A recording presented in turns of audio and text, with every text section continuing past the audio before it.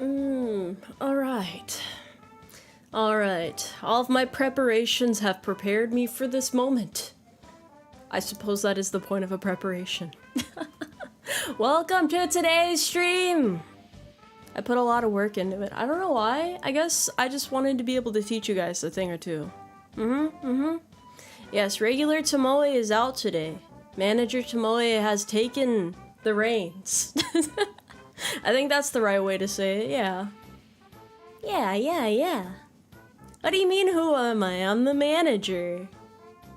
I am the manager of Tomoe Umari. My name is Tomoe Umari, and I will be teaching you about management today. If you have any questions along the way, feel free to ask, but hopefully this is a comprehensive guide that will help you guys understand what my client goes through on a regular basis. 139784 has given 4 carrots a slide over coffee. Thank you! I'm allergic to carrots.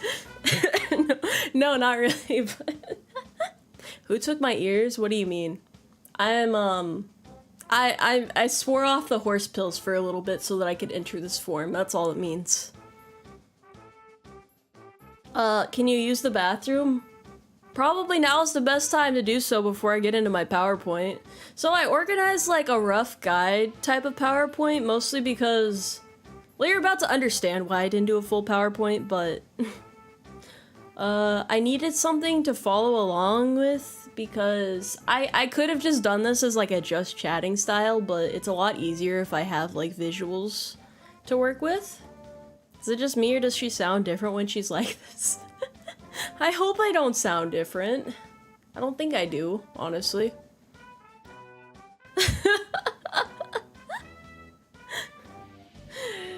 Hold on, I was promised horse tomboy, not manager tomboy. Still tomboy though. Manager, very important question. How do you wear GL feels good man without having any ears? Wait a minute. What? I have ears. I have ears. I'm pretty sure. Hold on, let me see if this toggle works still. I'm pretty sure it will. 1 second. Watch this. See, it like manifests out of nowhere. Oh, but rub your eyes for a second, and then they're gone. No, it's just Manager Tomoe today. Is a horse wisdom still without the ears? I mean, you guys are supposed to be listening to me. I don't have to listen to you. Not that I'll ignore you. You know, No, Tomoe is not back. It's not that simple. What do you mean, fake horse girl? You guys are focused on the wrong thing here. I have wisdom to offer you. Just listen to me. Doctor doesn't want you to rub your eyes. I guess, yeah, sometimes that might not be the best. Hey manager, what happened to Tomoe? Did you shove her in the basement? She was just here. She's out buying some carrots. It's fine. Just a tomboy, not a horse tomboy. It's so over. What's the point anymore? I can't go on like this. Oh, there we go. It's alright. I'm supposed to be, more authoritative, right, as the manager? So, I don't even know how to do that right now. Yes. You guys can get wisdom now. Hello, welcome to the stream. Let me pull up this PowerPoint before people start, like, throwing a tantrum. I don't know. It's alright, kids. It's alright. It's gonna be fine. You're safe here. Just a cat in a box has announced not a bad choice, tomboy or horse girl. You know what? It's not a perfect system, but we're certainly doing our best right now. Is that Manager Tomoe, the Tomoe that manages Tomoe Umari of Tomoe Umari channel? Wow, WWE, it's a pleasure to meet you, Manager Tomoe. I can't wait to see what wisdom you bestow upon us. Also, if I don't get a platinum apple, I'm going to pout. No, it's okay, it's okay. I, as the manager, will teach you guys now the work that I do when I say I'm going to go do manager work, because I know I say that a lot and you guys are like, what the fuck is she talking about? Well, that's the entire purpose of the stream. It's also to help VTubers or people who might be interested in being a VTuber that don't have a company backing them. It might give you a little bit of wisdom in that regard as well.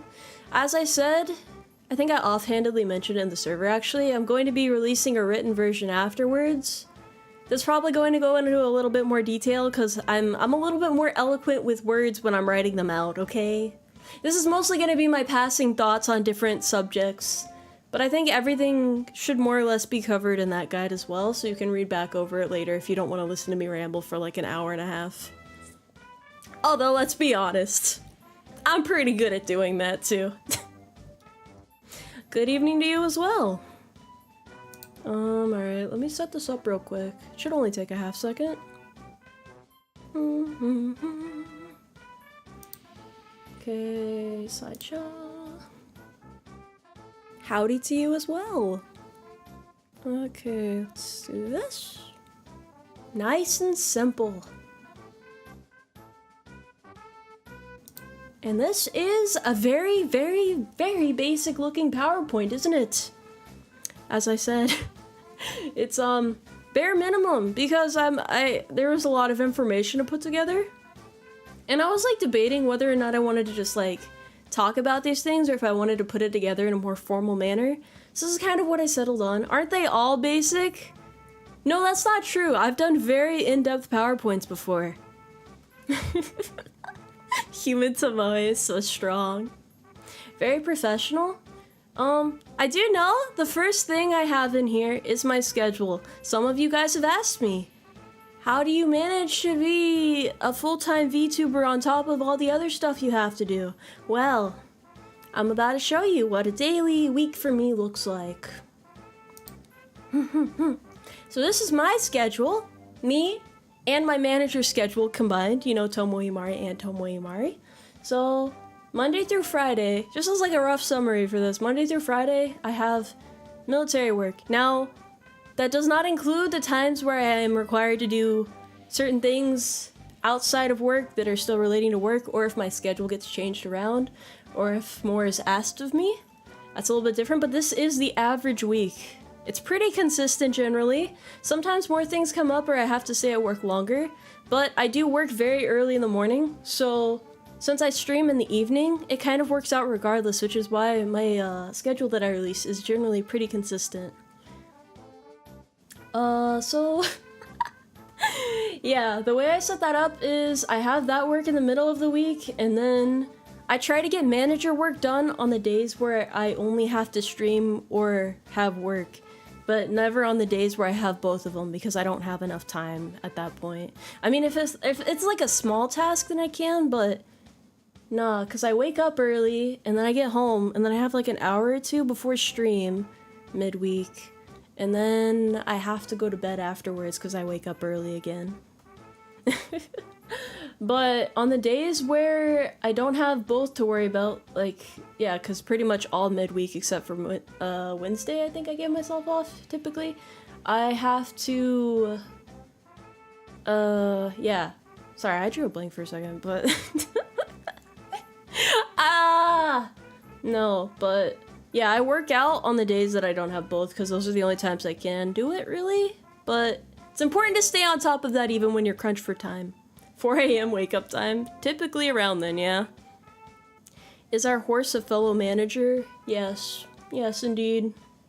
So yeah, with this schedule kept, we sit down and relax like I was supposed to. So instead, I went through that. It was right after the 1 year anniversary, so I had to think about how I wanted to plan ahead and then start making like an outline of that. And then I was kind of just like laying a foundation for things that are gonna happen in a couple months. You have to do the groundwork.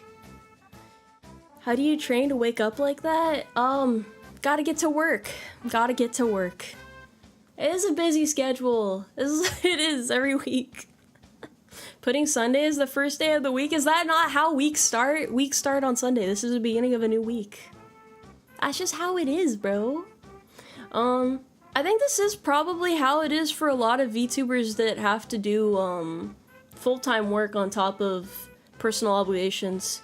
Because aside from working out and also manager work in those times where I'm not like super crunched for time necessarily, I also have to worry about my education as well. So it's like I don't really have time to socialize that much or really do much else. But that's okay with me. I'm not particularly social, so it's fine.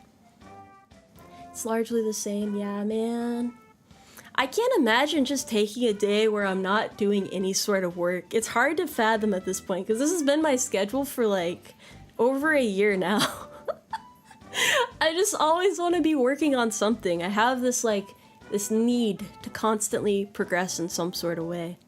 I'm a manager. I have to manage myself.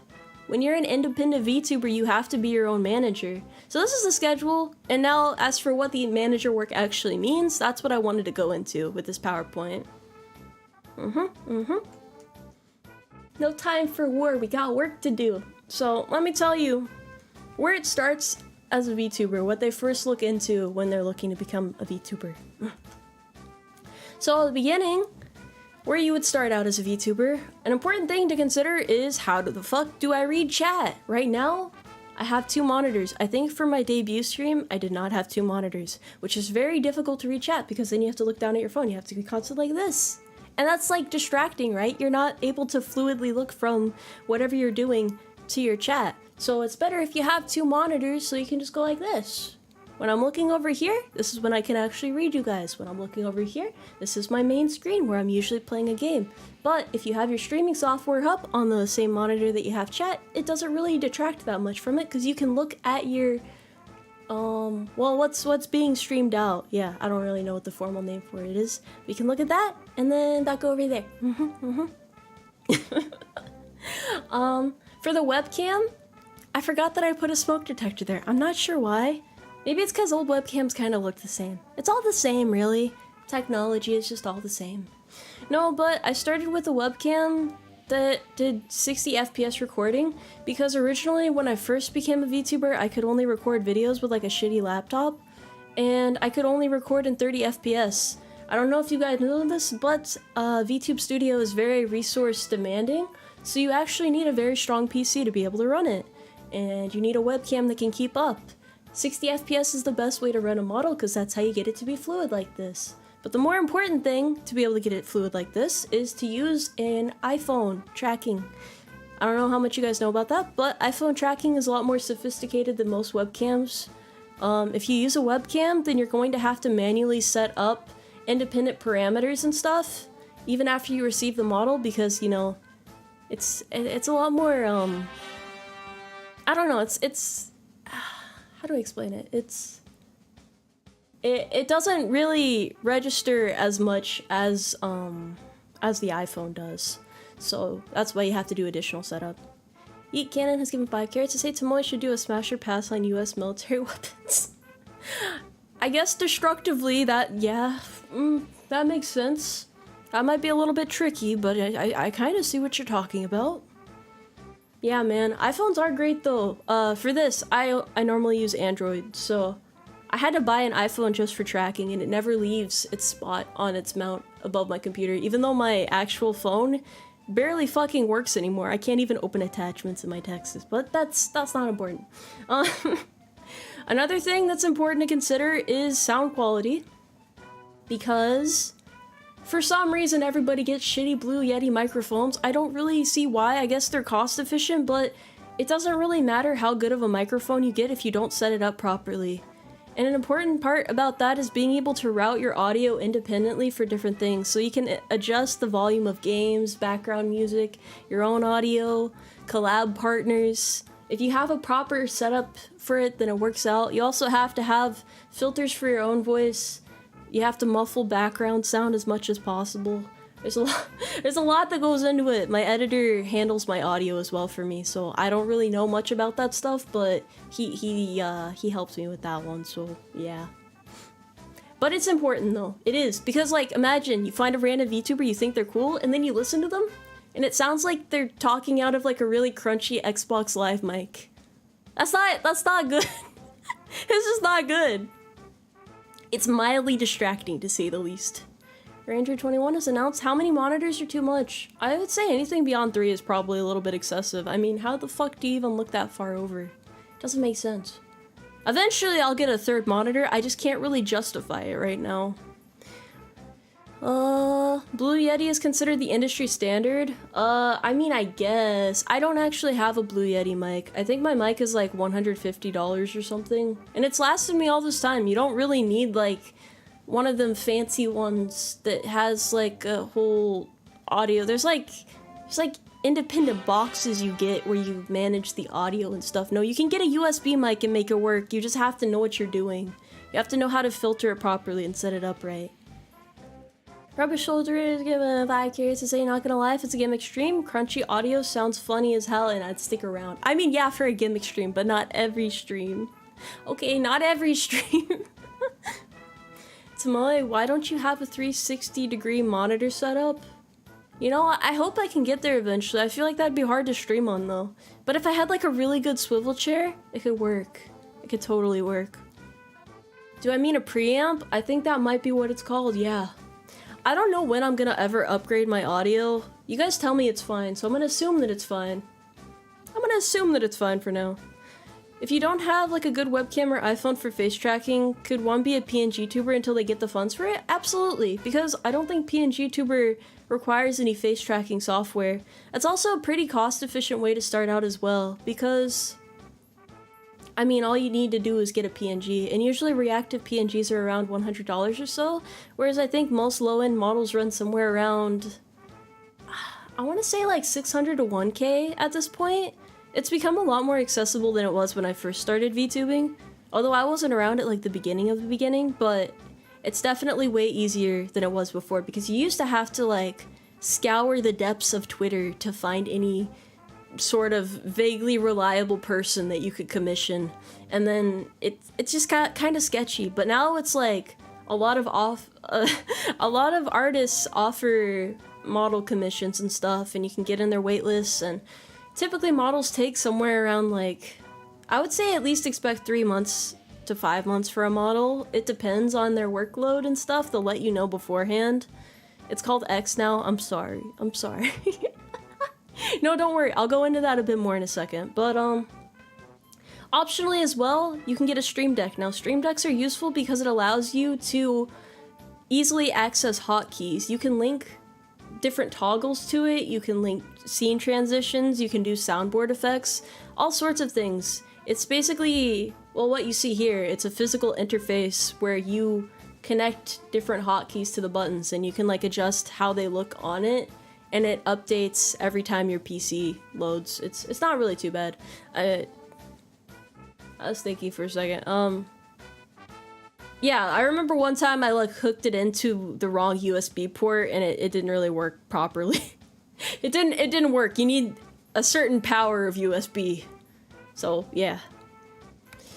Do you think it's okay to be a VTuber even if there's a sea of VTubers lately? I mean, yeah. Yeah, I will get more into that as well too, don't worry. This is a comprehensive guide. I've got you covered. So this first here is, what specifically do you need to be a VTuber? Because the prior stuff kind of applies to content creation in general. I also forgot to mention, PC is important because you have to load streamer software, you have to load VTube Studio, and whatever game you're playing. So you have to know how much your computer can handle. And obviously you have to have like stable Wi-Fi for being able to, you know, not cut out every 5 minutes. But I mean, if I can stream on Barrack's Wi-Fi, I'm pretty sure you can stream on just about anything. Let's be honest. But a good PC is an important investment to make. My PC specs, I don't know, I bought it brand new like a year ago.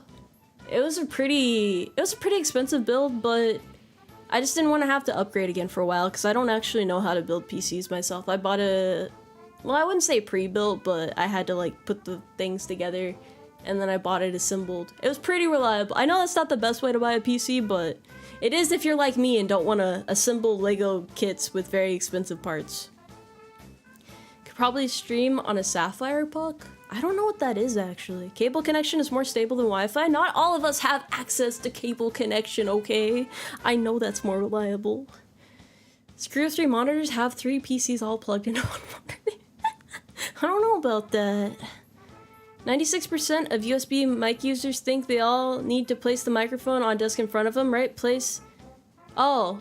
No, see, the thing is, if you have a good mic setup like mine, you don't really have to keep it in the same place over and over again to get the same mic quality. Like, that's what I like about this. I could move my mic around and it doesn't really change the output that much, so I don't have to like sit in a very particular way each and every time to get a stable output. That made a bitch. It was okay. Before I upgraded my mic, it was really bad and it was a bitch to do recordings because inconsistencies between the recordings were pissing me off. So yeah, you don't need to worry about that just because you have a USB mic. It really is all about how you set it up. Anyway, so what you need to become a VTuber. So yeah, like I said before, important thing is a model or a PNG. Most people start with PNGs nowadays because you're already doing so much else in terms of initial expenses with like computer setup, mic setup, webcam. Well, I guess you don't have to worry about a webcam if you're a PNG tuber. I kind of hopped straight into the model thing. I didn't even know PNG tubing was a thing at first. I'd heard of like V-tweeters, but I've never heard of V-PNGers. I don't know. Yeah. The more you know. I mean, it's become more of a thing for sure, and there's no issue with it. People get kind of excited when you start out as a PNG tuber, then eventually upgrade to a model. It's not really much of a hindrance, honestly. What matters most is cultivating your streamer abilities and being able to communicate with your audience effectively. Because when I first started out, I could barely fucking talk to you guys, and I was always nervous. And I'm not perfect now by any means, but I think I've gone a long way since I first started. Just learn to live 2D animate yourself, bro. That's really hard, man. That's really hard. If you've seen any of what they have to go through, I can't imagine that, man. I cannot imagine that. There's a lot that goes into it. I respect the rigging people. I can still hear you blushing. You know what? I'll work on that one too. Shut up, man. Okay, so overlays. Overlays are like your chatting screen, like I showed you guys before. This is the gaming overlay, technically. It's where you have this big ass box in the middle that you can like fit things into. You can get custom CSS as well with a background, which is what a lot of I mean, you see it a lot. It's kind of hard to explain, but custom CSS is basically what makes your chat look really fancy, and when you put it on a background like a room or something that represents your character well, it's pretty interesting. Any tips on how to practice to keep talking and stay entertaining? Do you ever practice outside of streaming? No, I don't. I don't. It's just, I mean, how do I give advice for that? It really is a matter of practice, because it helps to have a chat to talk to, but you also need to know how to engage with your own thoughts and just kind of like explain what you're doing, talk about the game you're playing, just like let the hamster run on its wheel rapidly in your head. You don't have to feel embarrassed or awkward, but it takes time to get over that feeling as well, so I understand. I do not talk to myself at work. I don't have natural charisma either. No, I'm not great at talking to people. It takes time to get used to. Let the intrusive thoughts flow. Yes, don't say anything you'll regret though. Or if you do, at least backpedal quickly enough, or just try to play it off, you know, try to play it cool. I will say, I think it kind of depends too on where you're streaming, like Twitch versus YouTube. I don't know too much about Twitch streamers, but I think that, from what I've heard at least, they typically have longer streams, right? And in those longer streams, there's more periods of silence compared to YouTube streams. That's what I've heard at least. I don't know if that's true, but you have to know your audience as well, I guess is what I'm trying to say. Because the way I've always thought about it is on YouTube, you're competing with like other forms of content as well, like normal form videos, shorts. But on Twitch, you're just competing with other streamers. So think about it like this. YouTube, it's like you have to keep talking, you have to be engaged, you have to be able to keep information flowing. Because people go onto YouTube and they're easily distracted. People go onto Twitch specifically to watch streamers. So it's just the little things, man. Most VTubers start on Twitch nowadays. There's not really that many independent VTubers on YouTube. And I can actually explain why as well. I don't know, maybe you guys already knew this, but I gotta explain it. It's more technical differences between platforms and how the community is. That's true. I wish I could give you guys more advice about Twitch streaming, but I've never done Twitch streaming before. I just immediately wanted to do YouTube because I mean, when I first got into VTubing, I wanted to do videos too. I still do. I'm just bad about recording schedules. But I'm gonna get better about it. I'm getting better at information management, and I'm slowly learning how to figure all this out. So I'll have regular shorts up again soon, and I'll try to get at least one new video out every month. But I have to like take the time to sit down and write the script, so it's a little complicated. The thing about YouTube versus Twitch, there's a couple differences. Namely, I guess the first thing I would consider a big difference is the way monetization works. It's easier to get monetized on Twitch, but the profit split is, I think, 70-30, whereas YouTube's is 50-50 in terms of super chats, if I remember correctly. Wait, is it? Wait, oh, sorry, the other way around. So YouTube is 70-30, where 70% of it goes to the streamer, 30% goes to YouTube, and Twitch is 50-50, where 50% of it goes to Twitch and 50% goes to the streamer, which is why YouTube is generally more favorable. However, it is harder to get monetized on YouTube than it is on Twitch. And initial growth can be a little bit complicated on both sides, I would say. Twitch would be better if it had more trolls. I don't know about that, man. I don't know about that. But to get monetized on YouTube, I think it's like 4,000 public watch hours, and then there's like 1K sub requirement. They might have changed it recently though, so it's a little bit different now. YouTube algorithm is better. So here's the thing. YouTube is harder to get into, but long-term more rewarding than Twitch is.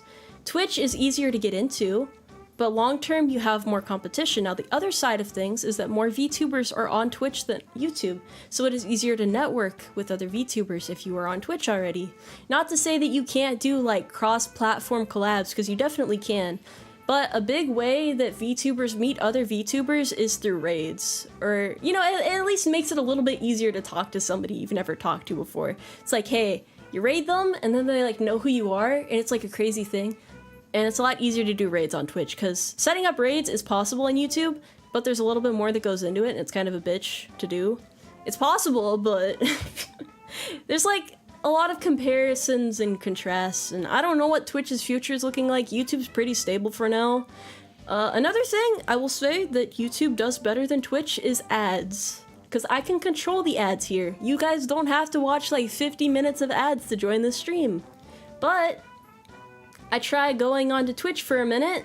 It's like, oh, I have to watch like 2 minutes of ads just to be able to like enter in and see who this streamer is. And that seems to be like a universal thing. I don't know, maybe it's like an ad block issue, maybe there's something more about it that I just don't understand. But I hate ads. Which is weird because I run ads, but I don't like Twitch's ads at least.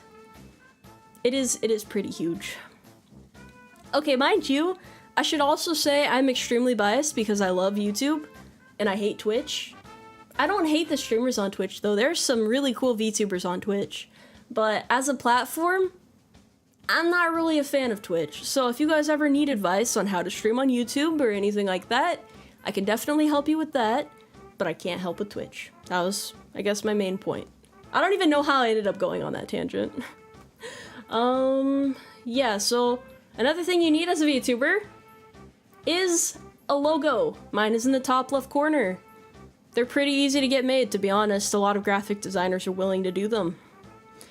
You need start, end, and be right back screens. Mine are, my start screen is pretty good right now. I think I have a new end screen being commissioned at the moment. And then be right back, I don't know what my plans are for that. VTubers can, it's pretty easy to just like randomly commission new ones and get them replaced. But the funny thing is, and something that I actually realized recently myself, is some streamers will, some artists will cost more to be able to use their art in your stream, which is really weird to me at least. I understand having a fee for like, you know, if you're using it commercially, but charging more for someone to be able to show your art off in their stream is a little weird to me. I feel like I feel like it's a little, I don't know, because I understand the commercial part. Totally understandable to charge more for that, but you know, that's just a little gripe I have. I mean, it's not really that big of a deal.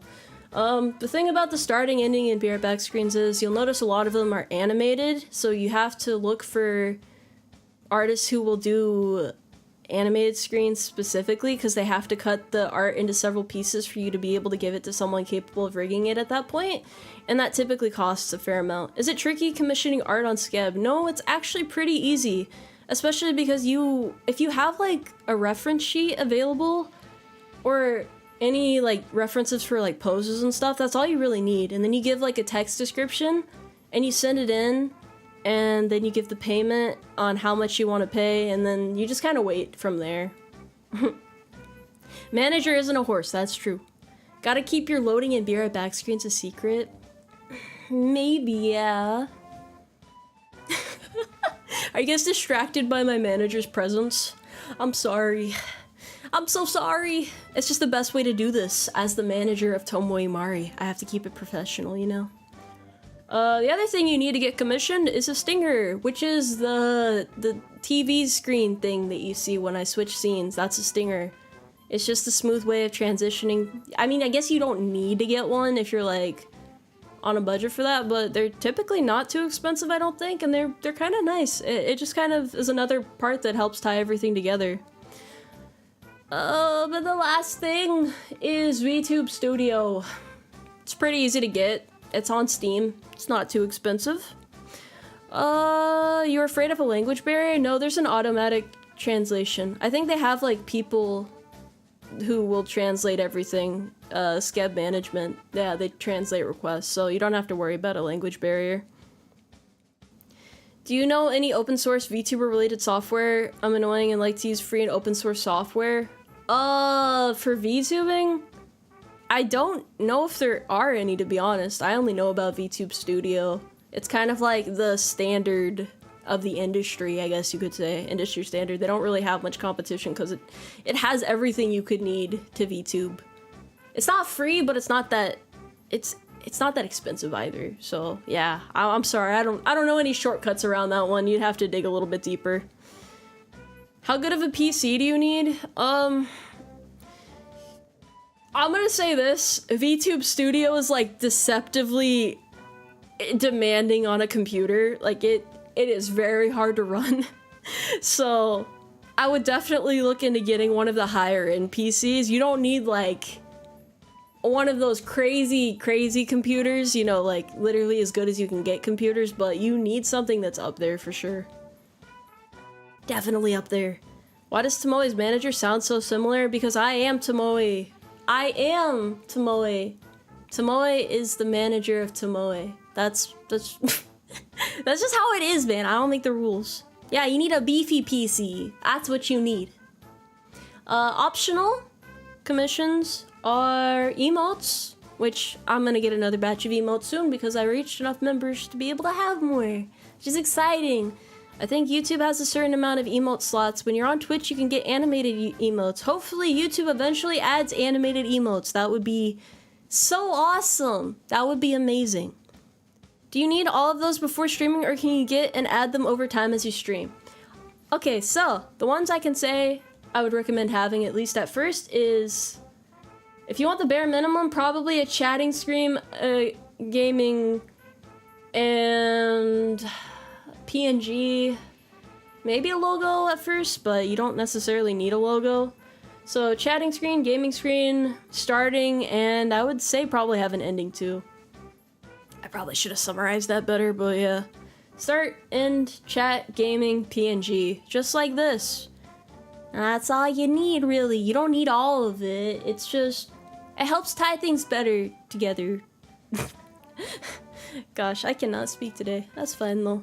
So YouTube regulates emotes by viewer/subscriber count. No, it's about channel memberships. You can't have custom emotes until you are monetized on YouTube. So that's a little bit of a bummer. But after that, it depends on how many members you have. It determines how many emote slots are available for you. My computer does have a lot of LEDs. Yes, it's one of those rainbow computers. So yeah, YouTube limitations kind of suck, but like I said, long term, it's definitely better. It's also interesting. You get to know a lot of corporate VTubers on YouTube because most of them are on YouTube, so I will say that part's interesting. Custom background music is another thing. As you hear right now, this is my custom background music. Assets are like...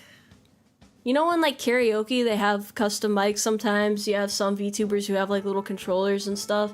Things that are made just for them, basically. Like personalized assets. You can also get publicly available assets or assets that you can pay a small fee to be able to access. There's a lot of options for it. I haven't really gotten too deep into it yet because I'm a little bit lazy when it comes to assets. I really should use more. I'm cognizant of the fact, don't worry. Lastly, character reference sheet, because that is very important when you're commissioning custom art of any sort. Whether it's to get art done for a certain thing, or if you're trying to get new character designs made. It goes a long way. Character reference sheets, however, are quite expensive, so keep that in mind. Yes, keep that in mind. I want to see what VTubers do on Kick. I don't know, man. I don't know. The thing about character reference sheets is, so when you're in the initial phase of, like, designing your VTuber, like, who the fuck do I want to be type of thing, you might want to hit up a character designer first and just get a character design done, because that's going to make things a lot easier for the person you're going to make your model art. I mean, alternatively, I think a lot of them are willing to work with you in terms of character design. You just have to pay an extra fee on top of it. But it's something to be mindful if you're trying to, like, convey a very specific vision.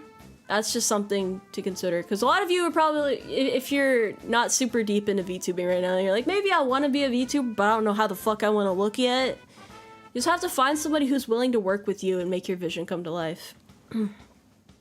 Now, at the bottom here, you see Vision. It's... Oh, wait, hold on before I go on over it. Did it take long for you to decide? My original artist actually did wonders for helping me exist the way I do. I had like an image in mind, but kind of like all the components tie together. You can do like a mood board, which is what you do when you're doing new outfits as well, by the way. You have to make a mood board and say, I want this, this, and this. I want it kind of to look like this. You can fill in the aspects here, maybe add a couple details, personal touches. If you really like an artist, you usually trust that they're gonna add some cool shit to your design, but you're gonna go back and forth with them a bit to like finalize stuff, so...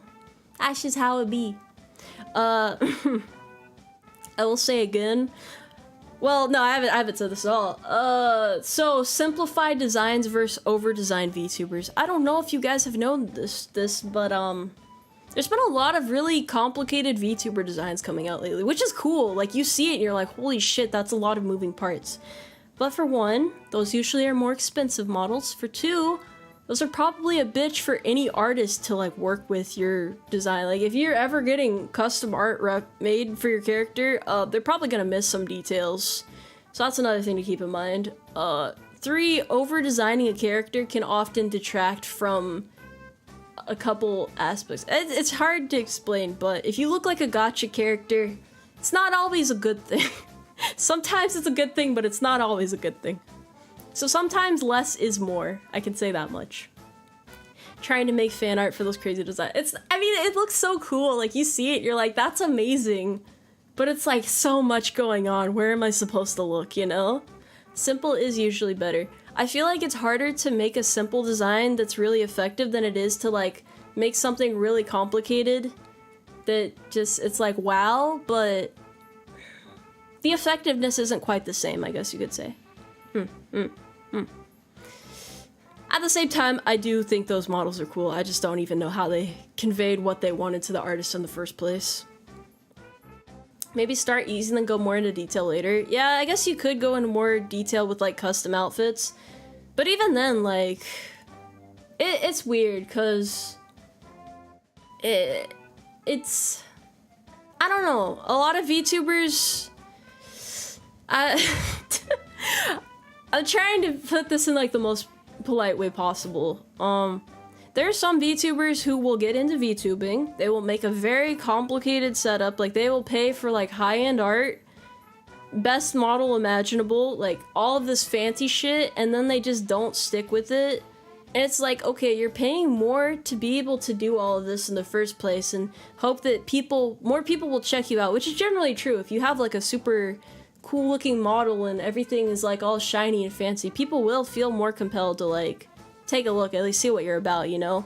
But you have to like make sure that streaming is the thing for you, like you really want to do it. So you have to have like a solid motive, I guess, before you make crazy investments like that. So that's another thing to keep in mind as well. It's easier to make changes to something simple for alternate outfits, that's true. I mean, typically you're just taking your base character design and like re-envisioning it in a way for all outfits, but yeah. Bottom of the screen though, VGen commissions. VGen.co. I always thought it was .com. I learned yesterday that it's in fact not .com. It's a great website though for being able to preview different artists' work and commission similar things. You can follow their pages directly if you make an account on the website, and then when their commissions open or their waitlist is available or any changes are really made, it sends you an email and you also get an alert on the website. So if you're trying to commission a certain person, it's great. Their social media links are also connected to that. VGen is not something that was around when I first came out, but it is a thing now, and I highly recommend using it because it is a great resource for finding artists without having to dig through the recesses of Twitter. You can also find some really great deals on there, because it's like everybody's art is put at an equal level. Whereas, with Twitter, it's obviously the algorithm favors artists who are already big, but there are some really amazing small artists too, so it's easier to find somebody within your price range who has the sort of art that you're looking for. Great website. I have a couple of commissions in there right now, so that's all I can really say about that. It's easy to pay for, it's easy to work with. Everything is just simple, man. It's great. What if you hate Reddit and Twitter? I don't use Reddit, so you don't have to use Reddit. Twitter is kind of necessary as a VTuber though, in my opinion, because you use it for a lot of different things. I'll be getting into this in a minute, don't worry. I've thought about this. Is Fiverr any good? I would say use VGen over Fiverr. I mean, Fiverr has a couple things that are pretty nice about it, but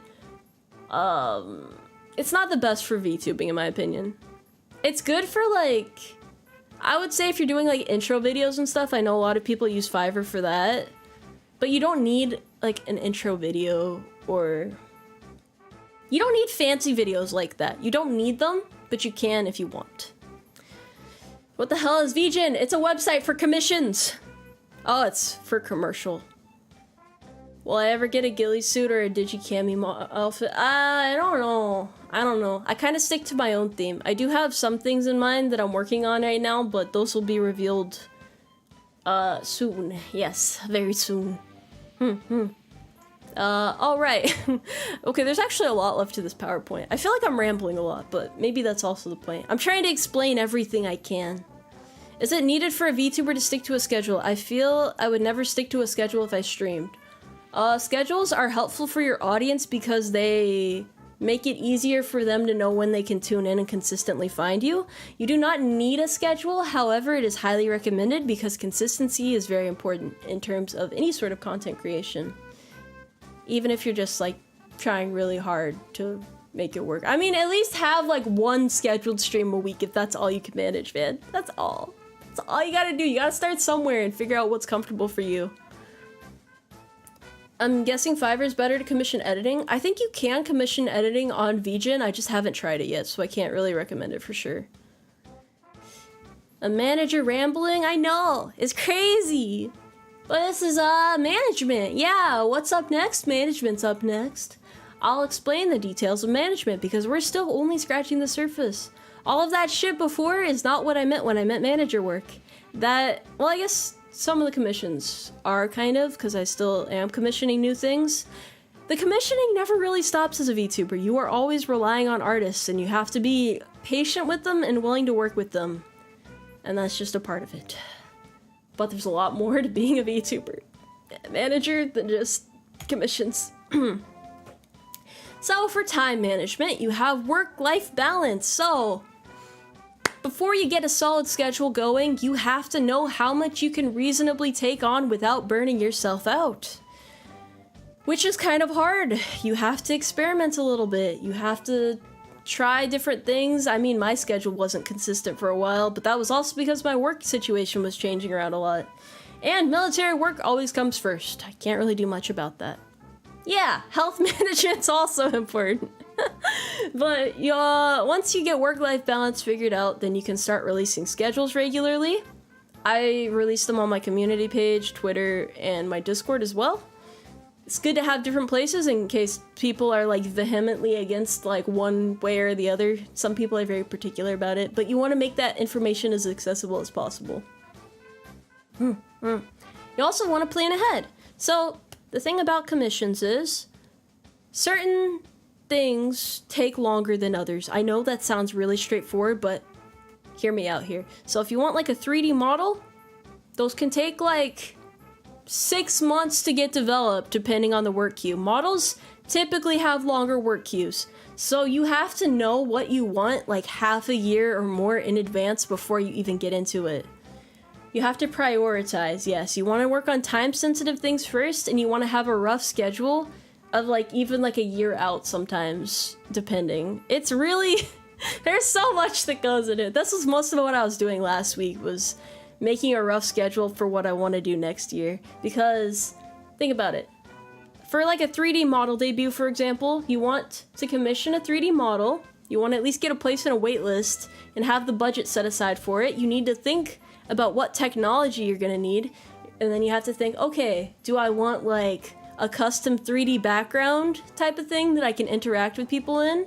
Am I gonna want like a video made for it to like tease it, and then post it around so people can get like hyped up for it? What exactly do I want this to look like? You have to have a rough vision in your head. So that way you can start commissioning those things well in advance. Because ultimately, artists do have difficulties sometimes, health complications come up, anything could really happen, and you want to have a plan to be able to deliver everything within the approximate timeline that you had set for yourself. So typically, I will be working on about 5 different projects simultaneously, like I am right now. Some of which you will start to see results for as early as October, but some of the other ones might take around like December or later to manifest. And then I have stuff planned out for spring of next year, summer of next year, and fall of next year already. Might be doing too much planning, I don't know, but it's good to be prepared for anything, especially in case one of your plans ends up taking longer than the other, then you have more room to shuffle around deadlines a bit. When you are a VTuber, something that you have to consider is having big events staggered around small events. You want to have big events planned out that you can like build up to, but you also want to have smaller streams that are like more reliable in between. Just get to know your audience a little bit more, you know, develop your streamer skills, get to know your community, just stuff like that. And then together you guys can get excited for the bigger events. So that's typically how you build it up. No, the ears were not a figment. I'm just manager Tomoe right now. The ears are still there. It's no problem. I mean, I enjoy all of this. It's a lot of planning, but like, I am super excited to be able to show you guys what I have planned right now. This is what a lot of indie VTubers have to go through though, so you gotta be patient with them when you see plans fall through, because they're probably more frustrated than you might think. You know, you spend like 8 months planning something out, and then last minute something changes, and you're like, ah, fuck. What do I do? I also want to align schedules for collabs, but that's usually not too hard from what I've seen. Generally, you just ask them like, hey, what days of this week are you free? And then you guys kind of work it out from there, and be sure to mark it down. Don't forget about that shit. I need to do more collabs, I know. But, okay, so here's my take on collabs as well. I think I'm gonna go over it more again later, but for collabs, you want to focus on your own content before you get into doing collabs a lot. You want a good foundation before you start collabing with a lot of people. That your audience has to know who the fuck you are before you start collabing with everyone else. It is a lot harder to be entertaining on your own than it is with another person. So if you develop those skills without anybody around, then when you're with someone else, theoretically you should be able to like add to their content and them add to your content. It's like back and forth. You guys put your 2 brain cells together and you have 4 really strong brain cells, that type of thing. So that's my take on collabs. The reason why I haven't done too many yet, aside from the fact that I've been hella busy planning out my own shit, is just because I am kind of like a nervous wreck when it comes to interacting with people I don't know well. I overthink things a lot. there's a lot that goes into it, but also I want to make sure that I kind of like, you know when you want to talk to someone, when you want to get to know them, but you don't really know them, so you're kind of just like watching at a distance to make sure they're the type of person that you would feel comfortable being around on stream, because you're kind of more vulnerable on stream. It's weird to explain, but like there's less room to fuck up. It's not like hanging out with someone at 3 a.m. at like a Wendy's or something. Somehow you got into a Wendy's at 3 a.m. I don't know, but yeah, I'm not the type of person that would want to collab with someone that I don't genuinely enjoy, so yeah. What if I only have half a brain cell? I don't know then. How do you decide what content you want to stream? So that's the thing, the more you get into VTubing, the more things you're able to do comfortably. At first, well, actually, yeah, it took me like 6 months to be able to do a just chatting stream because I was super nervous about that. Just chatting streams are kind of hard. They're difficult to keep your brain running, especially if you're like me and you're really shy. So you are able to do more over time. Like ASMR, like, yeah, I got that recently. I haven't done too much ASMR yet, but I'm able to now. I wasn't able to at first. Hand cam, I have all the shit for it. I just haven't set it up yet. I will be soon though. Just things like that, and it's, yeah. So basically, you kind of like fall into a comfort zone, and it's up to you to keep pushing yourself out of it and trying new types of content, and just being able to deliver more and more to your audience. And that's why I would be a good VTuber. I'm an introvert and insane, so I would be the go-to guy for crazy stuff and wacky rants. I mean, yeah, that's largely what it's about. That's very much true. Although sometimes, you know, you get exhausted. The thing about schedules is, okay, so the hard part about schedules. Sometimes, you know, you're like me, you work a full-time job, you get off work, and you don't want to fucking stream. You want to go and take a nap, but you can't because you have a schedule to follow. And then you go to the chow hall, you chug a cup of coffee, and you get through it anyway. Now, when you stream 5 days a week, it gets hard to do that sometimes. But my point is, you have to be willing to sacrifice your own comfort and push through shit sometimes for the sake of your fans. Like, you have to be willing to just say, fuck it, I'm gonna do this and I'm gonna have fun with this, regardless of your energy levels. That's why my energy fluctuates so much throughout the week, because sometimes I'm just really fucking tired, okay? But I love being around you guys, and I'm willing to push through those feelings just so I can give you guys at least a mostly consistent schedule to follow.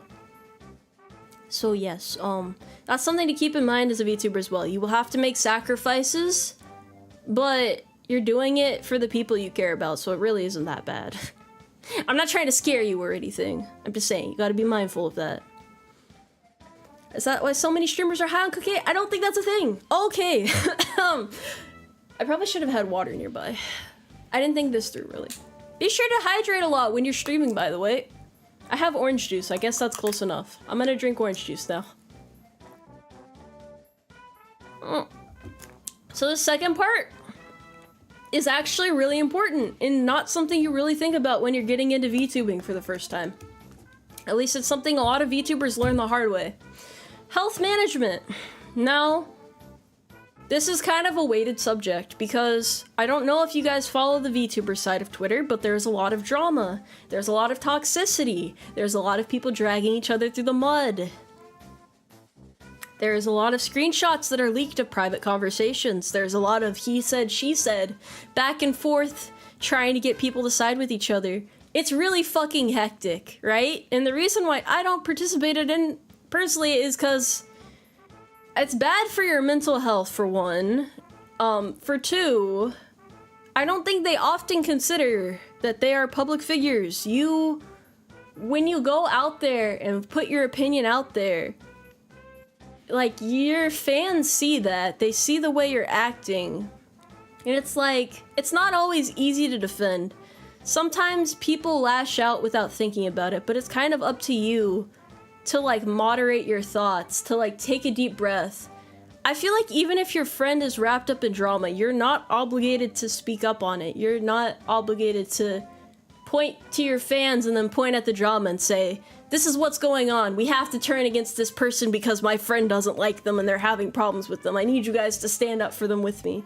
Because that ends up doing more harm than good. And it also is not really a good look on you. As VTubers, we are entertainers first and foremost. It's why I don't really think politics or religion or anything like that has a place in VTubing, because we're here for our fans. We're here to help you guys not think about that sort of shit. Not think about heavier subjects that kind of like weigh on our minds or cause like division between people in general. So this is supposed to be like a safe space where we can kind of just like laugh and bullshit and shitpost with each other. So I feel like getting caught up in like the cesspool of shit that happens in the community sometimes, and then just speaking up on things that we probably shouldn't, yeah, I don't know. When you're a public figure in any capacity, even if it's a smaller one, you have to keep in mind that your word still has some sort of weight to somebody out there, especially when people believe in you, right? When they want to support you. So that's why I keep an eye on the VTuber side of Twitter. I'm not gonna like make one of those big dramatic posts like, I can't interact with you people anymore. You're all disgusting. No, because that's really not the case. It's just, I feel like a lot of people get into it not really understanding the nuances of it. Like, a lot of things that happen in that side, I feel like it's mostly because VTubing is the sort of thing people do as both a profession and as a hobby. A lot of people are under the impression that VTubing is something you get into to like make friends, which for some people it is, but for some people it's mostly business. Like, there's a lot of conflict of interest there, right? And so people feel like misled and shit, or like they're being used. And of course people use each other. They happen to do that in every form of content creation.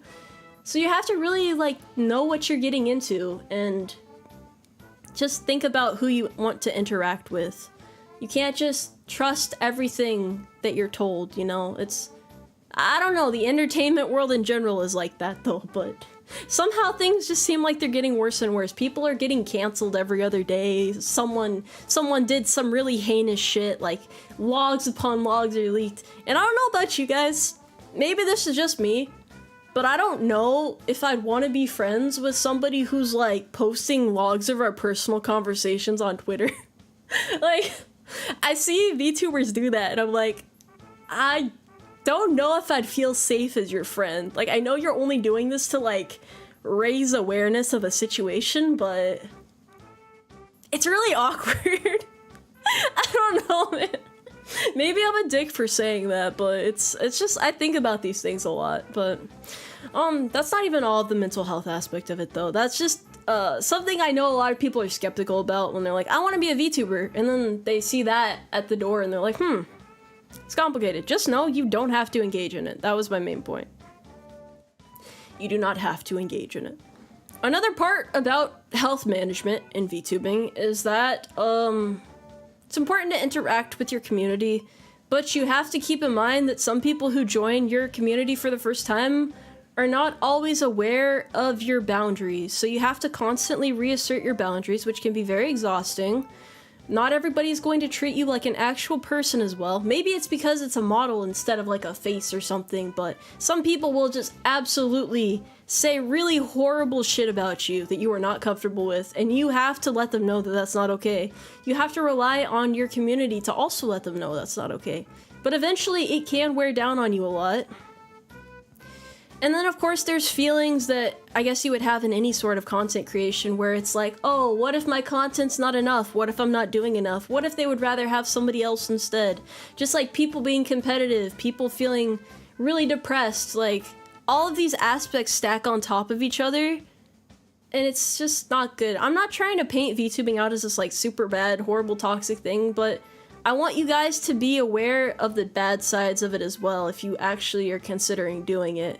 Or if you're just trying to understand what a lot of VTubers have to go through when they don't have, well, I guess, okay, so a lot of corpo VTubers have like talent managers and stuff that will help them when they're going through shit like this, just feeling bad about things in their community or really anything like that. I have a really supportive mod team, so I typically can bounce back through these things pretty fast, but it's just a little complicated. There's just so much that goes into the health aspect. It's why a lot of VTubers have to take mental health breaks pretty regularly. They have to take a step back, assess their content, wonder if they can do anything different, if they're doing enough, if something outside of their control is the problem, but main point is just try to be aware of what you're getting into. Just don't put too much on yourself, and keep in mind there's only so much you can control.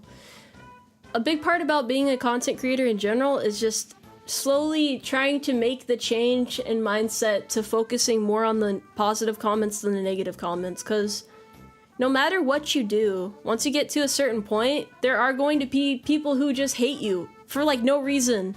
And if you're someone like me, at least before I used to care, well, I guess it was more when I was a kid. I used to care a lot about what people thought about me, but I kind of got over that even before I became a VTuber. You can't afford to let every little negative comment eat away at you. Because there are some people who will fuck with you just for the sake of fucking with you. Just to get a reaction out of you. They will come into your streams and fuck with you. Just, not even any, like, personal reason. They just really don't want you to have a good stream. Like, they want to see if they can, like, get your attention or just, like, cause problems for you. So, just keep that sort of thing in mind, too. Like, you have to focus on the people who care about you more than anything else. Because they're the reason why they should be your main motivation for wanting to stream. I think that's, yeah. That covers, like, all of the health aspects. I know that was a little bit much, but there's a lot that goes into it, so I want you guys to keep healthy thoughts in your head. Don't get all down on me and shit. I'm the VTuber primarily for the sake of raising your guys' morale, but you guys have helped me through a lot of rough patches as well, so, yeah. There's so much that goes into it. But I love VTubing. I really do, and I'm glad that I'm here now.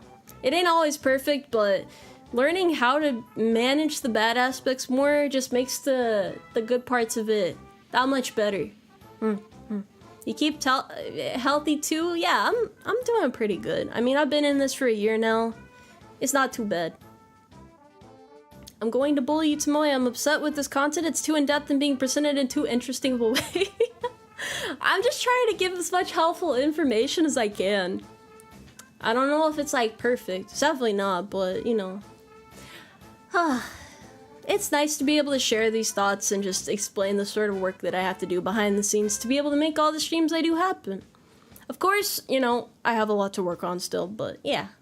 So this is how event planning works. I explained it a bit before, but you start out with intended execution, which is thinking about how you want a big event to go and play out. Usually a lot of shit goes wrong. That's when you end up with the reality part. But as you develop as a VTuber, it starts to look more like the upper part. You are able to think more about the things that could potentially go wrong and have backup plans in play, or start sooner than you would. Every little failure should be a learning experience. You shouldn't feel too bad about it. It's like, shit just happens. It happens, and you have to be willing to bounce back from it and able to adapt accordingly. And then a timeline.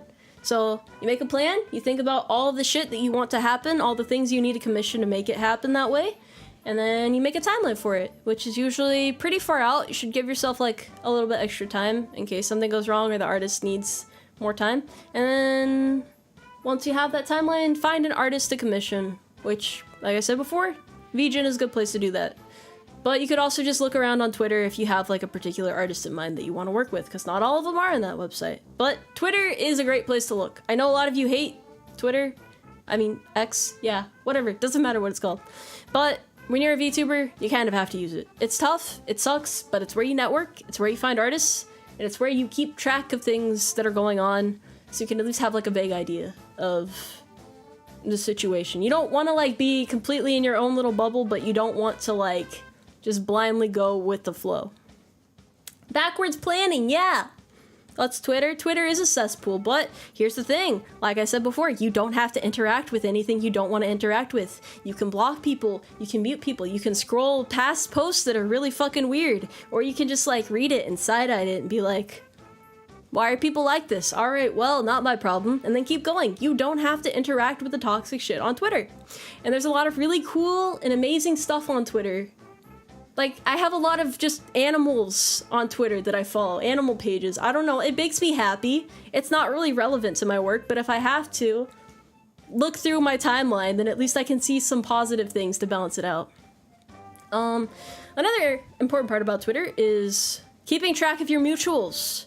You want to like talk to them a little bit, you know? You don't want to just only talk to people when you want to collab with them. It's good to like see what they're doing, to like take inspiration from them, or just say, hey man, I think you're doing some pretty cool shit over there. I wish I had thought about that.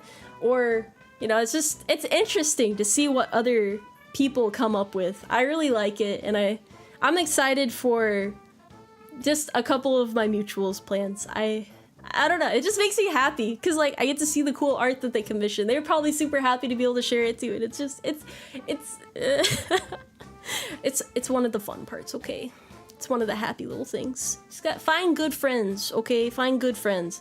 I can't really talk much because I'm one of the VTubers around my size that doesn't have a friend group necessarily, which is a lot of them do. By the time they reach where I'm at now, I'm kind of like a weird lone horse, but I'm also happy where I'm at. I feel like I don't really need to like fit into any sort of groove right now. Like I'll find my people eventually. That's how I feel about that. Maybe it's because I grew up that way too, where I didn't really have like a group that I was close to. I just kind of wandered around and did my own thing, but yeah. I know that as a smaller VTuber too, you get into it and you're like, oh my god, everyone's already friends with everyone else. How am I going to make any friends like this? Yeah, that shit's hard. That shit's really hard. You just feel like the new kid in school, man. You feel like the new kid in school and you don't know what to do. And I never really got over that, but it's better than trying to like force yourself into any group, or just because you're like afraid of like rejection and shit too. Like you're not sure if they would even want you around. Like, am I good enough for them? But then you realize that they actually think you're pretty cool too, and you kind of like psych yourself out. There are actually probably a fair amount of VTubers who are cool with me that I think would never want to talk to me, so you know, you win some, you lose some. It's kind of one of those things you gotta work over. Gonna give it 5 carrots to say strong, independent horse, don't need no group. Yeah, I mean, as an indie VTuber, you really can do anything you want to. I'm kind of envious of the people who have friend groups, but like I said, I'll be fine. I'm not great at talking to women anyway. I feel so awkward. I didn't have many female friends growing up, but it's fine. I'll figure it out. This isn't about me anyway. Fuck it. Okay, social media. Yeah, this is the social media section. As I said before, some people is a business, other people is a hobby. It goes both ways. It was at first a hobby for me, and then I started treating it as a business. The more I invested into it, the more it became business for me. So you have to keep business interests in mind, as well as just kind of having fun with it. It's why I only collab with people that I actually think I would really enjoy. Well, I haven't collabed in a while, but that's, I just kind of have been off collabs for a while, so that's unrelated, but I would only collab with someone that I could see myself being a friend with, because it's a lot easier to talk to them then. I would feel less awkward about it. But it is more of a business to me. That is not necessarily the case with everyone. But the problem is, if you treat it like a hobby and then get upset that you're not getting the results that somebody who's treating it like a business would, that's probably not too good of a mindset to have. If you want people to take you seriously, you have to take your work seriously. That's how I see it, at least. You can't go into this with a lackadaisical attitude and then get pissed off if you're not growing fast, basically. You have to do everything in your power to succeed if you want success that much. And then there's trend assessment. Trend assessment is, okay, so there's this thing on Twitter, which is where a lot of VTubing stuff spirals around, where certain trends will pop up every couple of months. You got, like, some of them are harmless, others are kind of like, why the fuck would you give that information out? It really depends, because people use VTubing as a medium, and other people are like, this is a way of life. There's so many different outlooks on VTubing at this point because of how much it's grown. Trend assessment, though. A big controversial trend is the VTubers versus IRL trend, where people will show their faces or their body or something, and then their model is right next to it. Some people do it comically. other people straight up are just showing themselves. It's like, I mean, that's how I learned that for some people VTubing is just like a comfortable means of creating content. They don't necessarily see it as being a character. It's just, yeah. But then like more traditional VTubers are like, why would you do that? And it's really awkward. But yeah. And then a lot of the other trends are kind of not safe for work. I mean, some of them are. They're like, I don't know. It's weird. There's not really too many consistent trends anymore. But for some reason, that trend in particular keeps popping up. I'm not sure why that's the one trend that won't die. I mean, it's fine for some people to do it. It's just, it's a matter of like how you view VTubing, really. But I know there's like a lot of division in the VTubing sphere about whether or not it's something you should be doing. Where's your OPSEC? Yeah. It's so controversial and bold. I don't have anything against the people who do it though. It's just, I personally don't understand it because of like, I don't know, just how VTubing was introduced to me and how I perceive it. I wouldn't want anyone around me to know that I'm a fucking VTuber. Not because I'm ashamed of it, but because I value my privacy, I guess? Yeah. Well, you're not a fan of it? A lot of people aren't. It's like a 50-50 split. And then some of them are like, other trends are like, hey, look at my VTuber's titties, I guess. I don't know.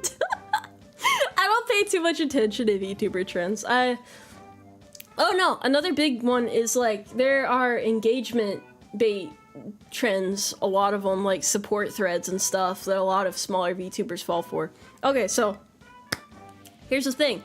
You're a small VTuber and you see a support thread. That's a trap. You know why it's a trap? Because there's so many of them and they're not really that sincere. Like, it's like an engagement bait type of thing. I mean, some of them are probably like genuine, but there's so many ones that aren't that you can't really like distinguish them at a certain point. So I don't really think they're worth engaging in. But it can be hard too on Twitter as a small VTuber. You're like, how the fuck do I build a following? Where do I even start? What do I do? Just really, really complicated. I mean, I remember I was excited back when I had like 400 followers. I'm like, how the fuck did I convince 400 people to follow me? And then eventually you get to this point and you're like, yeah, this is pretty fun. I've gotten pretty far on Twitter just through shitposting. I really love shitposting on Twitter. I don't know why. It's great. And then people post memes in the Discord and I like sharing the memes that are posted there too. It's just fun. It's a lot of fun. They are in fact barely sincere, yes. I feel bad though, because like when you first get into VTubing, you're like, oh my god, friends, I can make other friends in the community super fast. I don't have to worry about it. It'll be great. And then it's like not really what it's like the hot singles in your area ad equivalent of VTubing friendship. I don't know. You like make followers that way, kind of, sort of, but you're not making like people who are actually engaging with your content. So the quality of your followers is important. Like, just having a large following does not make you a big VTuber.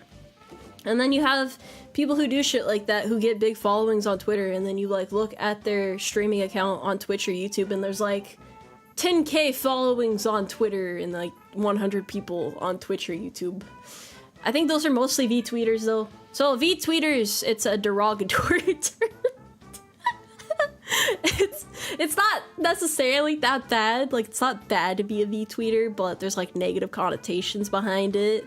Twitter's a great way to introduce people to your content, but you don't want to only tweet as a VTuber, I guess. It's weird because like when you're in pre-debut, when you're waiting for your model and stuff, you want to build a following, but it's so weird. There's nuance to it. People have called me a V-tweeter because I even get called a V-tweeter now because of my following on Twitter. It's a little bit different than my following on YouTube. Although I'm definitely more of a streamer. I got monetized on Twitter recently, which is pretty cool. But yeah, I guess that's V-tweeter territory. I don't really do like bait or anything. I just kind of share the intrusive thoughts I have because I want to make you guys happy. How much does it cost to get the bounce associated with the VTubing model? It comes for free. It does come for free because it's just a part of the rigging. this. Normally my ears move too. It feels weird not having those ears. Pre-debut VTubers are what they're called. Yes, 90% of the drama does originate from VTweeters. Which is sad too, because some people act like absolute assholes because they have a big following on Twitter, even though, like, as a streamer, like, as someone with a personality, like, you're just toxic and mean, man. You can get monetized on Twitter. It takes a lot to do it, which is why I was really happy when I managed to reach that, but you can definitely get monetized on Twitter. I do quite like Twitter, despite what people say about it, because it's a great way to keep track of information, it's a great way to reach fans, it's a great way to meet new people, and it's just kind of fun if you stay within the right areas of it, so yeah. Make the most of little. What I meant by that is when you commission a model and you get like a lot of toggles and stuff. I know you guys probably see this in like VTuber introduction videos. They have like all sorts of crazy toggles. Let me go through my toggles right now. At least like 1 or 2. I have quite a few toggles that I don't use that much, but I think some of them might have been, okay, yeah, I'm sorry, I just thought about something. I updated my model file recently because I added my Halloween costume to this file, so a couple of my toggles might not be set up to the correct hotkeys right now. That's a big oopsie on my part. But you want to use your toggles in things like short form content as well. You can do posts on Twitter using your toggles. It's fun to have them and use them in ways like that. You got to get creative with it. I think that's the best way to get usage out of them, because otherwise you commission them, they look cool, it makes your model showcase look really cool, but then if you don't use them, people are like, didn't you have that ability to do that cool thing? And you're like, oh shit, yeah, I did.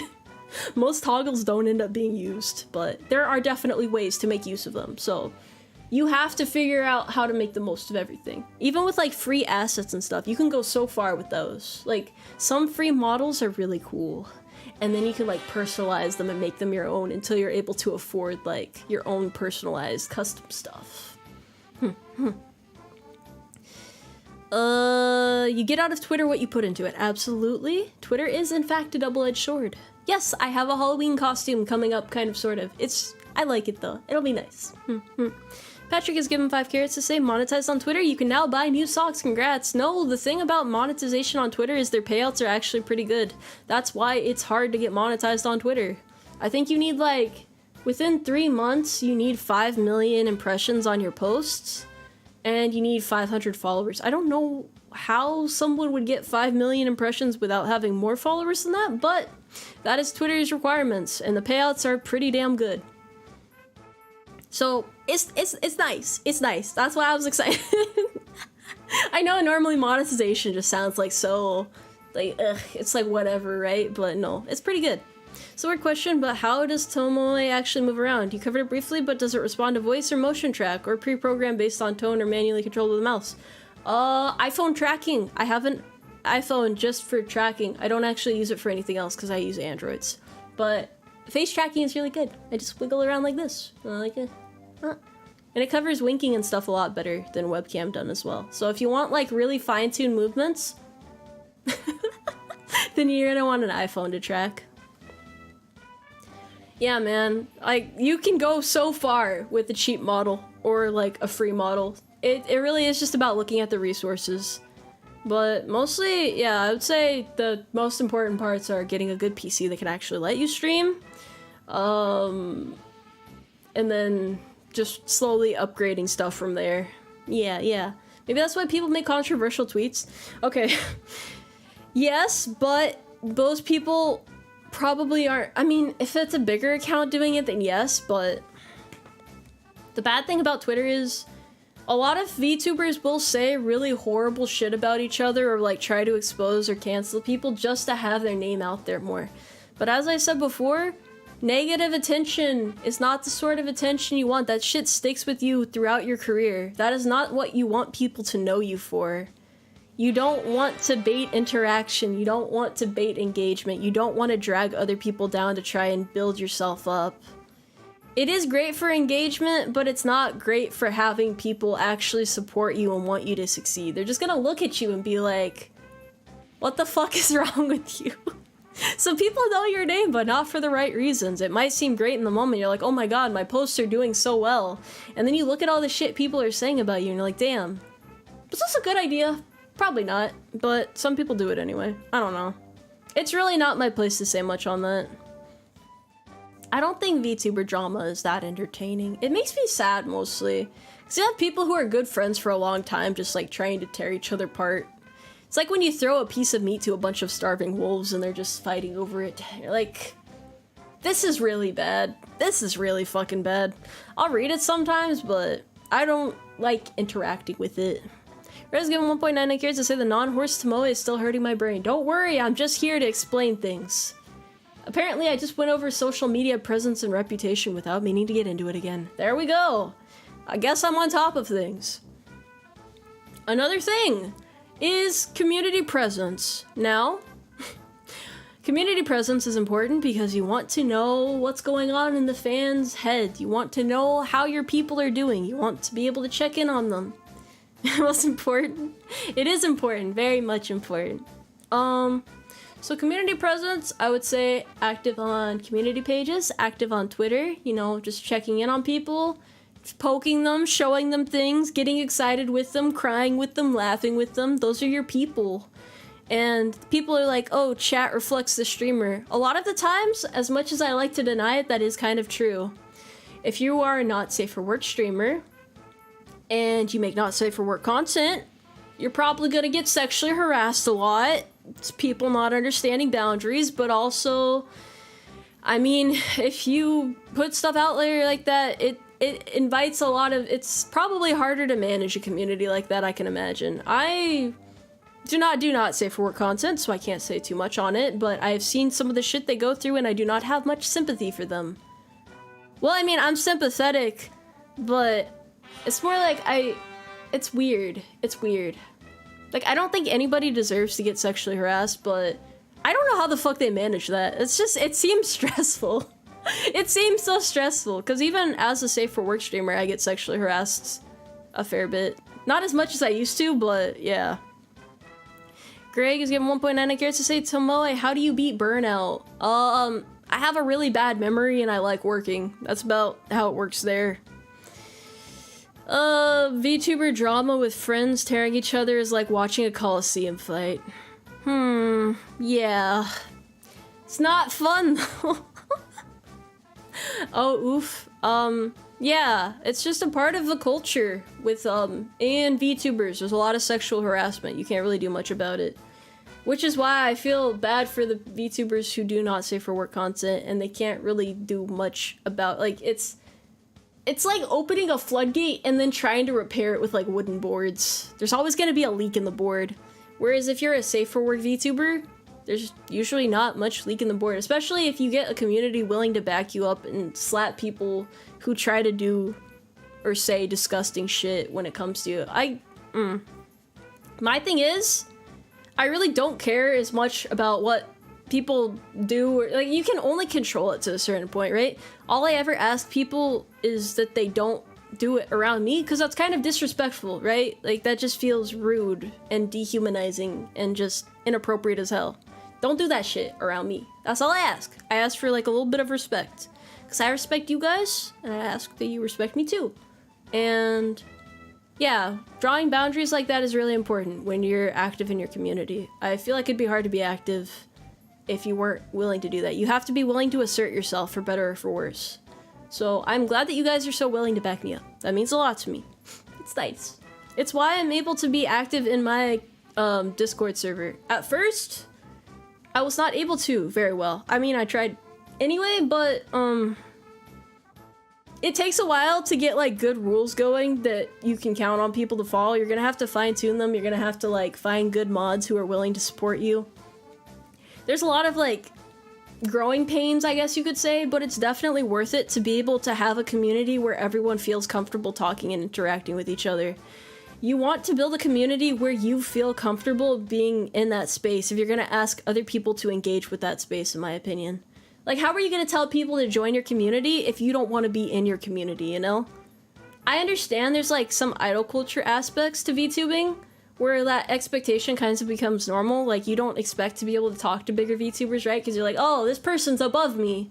And maybe some of them do feel like they're above you, but then, I mean, at least for me, I don't feel like I'm really that special. I'm just kind of here for you guys, so for better or for worse, even though it's stressful sometimes, things have gotten a lot better, and I feel like we're able to be comfortable with each other, and it should just be like a relaxed thing. That's the sort of community that I personally decided I want to facilitate. Everybody has different expectations and wishes and how they want to be regarded. Some people prefer more traditional idol-like culture where they have a community server that they let their mods run, but they don't really want to engage with it themselves, and that's not necessarily wrong, but I do feel like you should have an understanding that, I don't know, I feel like it's harder to have an active community if you don't want to be a part of it, but that's just my opinion. The more you be you, the more people like that will gather to your banner. Yes, yes, you want a good community that you can be proud of. I feel like that's a great motivation to just like put out new content and push yourself a little further and have a little bit more consistency and stuff. Also, my day is great. Thank you for asking. I hope all of that makes sense though. I mean, I don't know. It's just, I honestly love the community I have, and I'm glad that you guys are willing to be so supportive to each other. Just when I see people join the server and everybody like welcomes them, it's like, it's heartwarming, because it's like we all grew to this point together, and look how far we've come, look how much we're able to do, look how much everybody cares about each other and is trying to support each other. That's all I ever really wanted, was a place where people feel like they can belong, and yeah, it's nice. He's really nice. That was my ramble on that, though. Community presence is important no matter what you decide to do. I guess that was the bottom line there. Just kind of like, it's good even if you just want to use it for like updates. You want to let people know what's going on. Alright, what else did I have prepared here? Get welcomed! So growth factors. We have organic growth, which is what most people think about with content creation. Time plus consistency equals profit. However, because of luck and the algorithm, that is not always consistent. It's not like, oh, I made the algorithm once, so I'm good to go. Sometimes the algorithm will carry you for a long time, sometimes it's only for a couple days. It's just knowing what to do in that period of time is how you're able to grow the most organically, in my opinion. But there's also marketing, which is a big thing that corporate VTubers have going for them. So a lot of people have asked me, so Tomoe, why would anybody want to join a corporation if it means that they don't have any control over their intellectual property, and it sometimes limits the sort of comment that they're able to make? The thing about that is, you get a lot of support that you would otherwise not have, which is why a lot of people are desperate to do it, because you, for one, don't have to make as much of an investment. You have people willing to help you plan out bigger events. They'll help you with setup, like all of the little technical aspects of it, and then marketing as well. You'll get merch easier, you'll get reach easier. Everything's just easier when you're a corporate VTuber in that regard. However, it comes at a cost. It's definitely, you have like a strict schedule to follow. You do get a manager, yes. Not everybody gets a Tomoe manager though. Only Tomoe gets a Tomoe manager. It's really something else though. But I will say, independent VTubing has been really fun. It's taught me a lot, especially about marketing. How many dollars for a Tomoe manager? Nah, man. I only got one client. Becoming a corporate VTuber has to deal with graduation. Yes, a VTuber must die for a corporate VTuber to be born. At this point, I think corporations only accept people with streaming experience, so you can't just join one of the bigger corporations with no experience. Originally, when VTubing was new, I think you used to be able to do that because they wanted people and there weren't really that many interested people in it, but now it's like very cutthroat, thousands of applications into some of these corporations to get a chance at being able to do it. And A lot of independent VTubers have a great deal of talent, they just don't know how to market themselves properly and put themselves out there. So they will get some organic growth, they'll have like a good following going, but they don't know how to push themselves to the next level. How I figured out how to do it, and why I would say I've had success in this past year is because I've done a lot of research into marketing, and I've pretty much reinvested everything that I've made. I don't know why I said pretty much. I've reinvested everything I've made in VTubing. All of the donations you guys give me go back into being able to do more for my content, whether it be commissions to improve things or marketing for like advertisements and stuff. If it feels like things have been slower lately, it's because I am trying a new advertising method that will not become apparent until about the middle of next month or so. So yeah, my ad budget is still there, it's just not active at the moment. I'm trying new things, that's what the experimental part is about. Static advertisements, I would say, static is like traditional ads through like Google. If you want to stay anonymous with Google ads, you're going to have a properly registered business because you're not allowed to anonymously run ads. And if you did it without a business, it would put your legal information out there. So you need to have a business name. You need to get that run through the IRS. It's really awkward to call the IRS and explain what you're doing. That's fine. It's fine. It's a small sacrifice. That's what I had to do to grow my content. And then you're able to run ads, but you have to be cognizant of what kind of campaign that you want to make. You have to be aware of how keywords work. You have to be aware of linking videos to your campaign. I think you can link up to 2 videos in Google Ads, but then you can also network through the Google ad. I guess they have like a thing where it like lets ads be shown outside of YouTube. It puts ads on like Crunchyroll and stuff too, like relevant to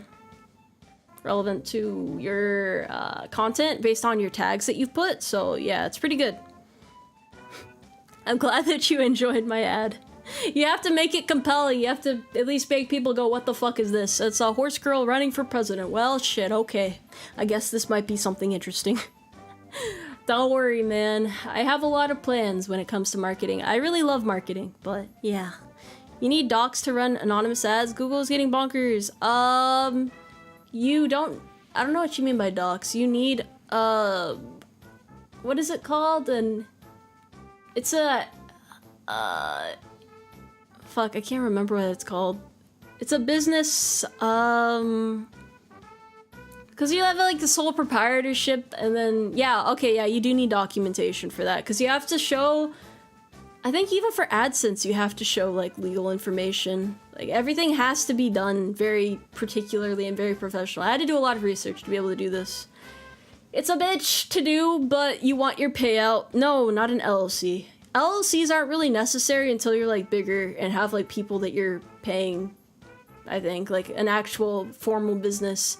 But you can do sole proprietorship for a while. You don't need an LLC. Why does everyone think LLC when it comes to business? It's not like that. No, it's not necessary. LLC's a little bit more complicated too. Also, if you're making an LLC, be aware of what state you do it in because some of them require that you register it with your public information accessible. At least, I think it's like your legal name and your address, which usually your business address is your home address, so yeah, business shit gets kind of iffy. You want to make sure that your shit's not out there, like people can't just like look up your info. You can do a single member LLC, but you really don't need to as a VTuber starting out. You only need a sole proprietorship. Greg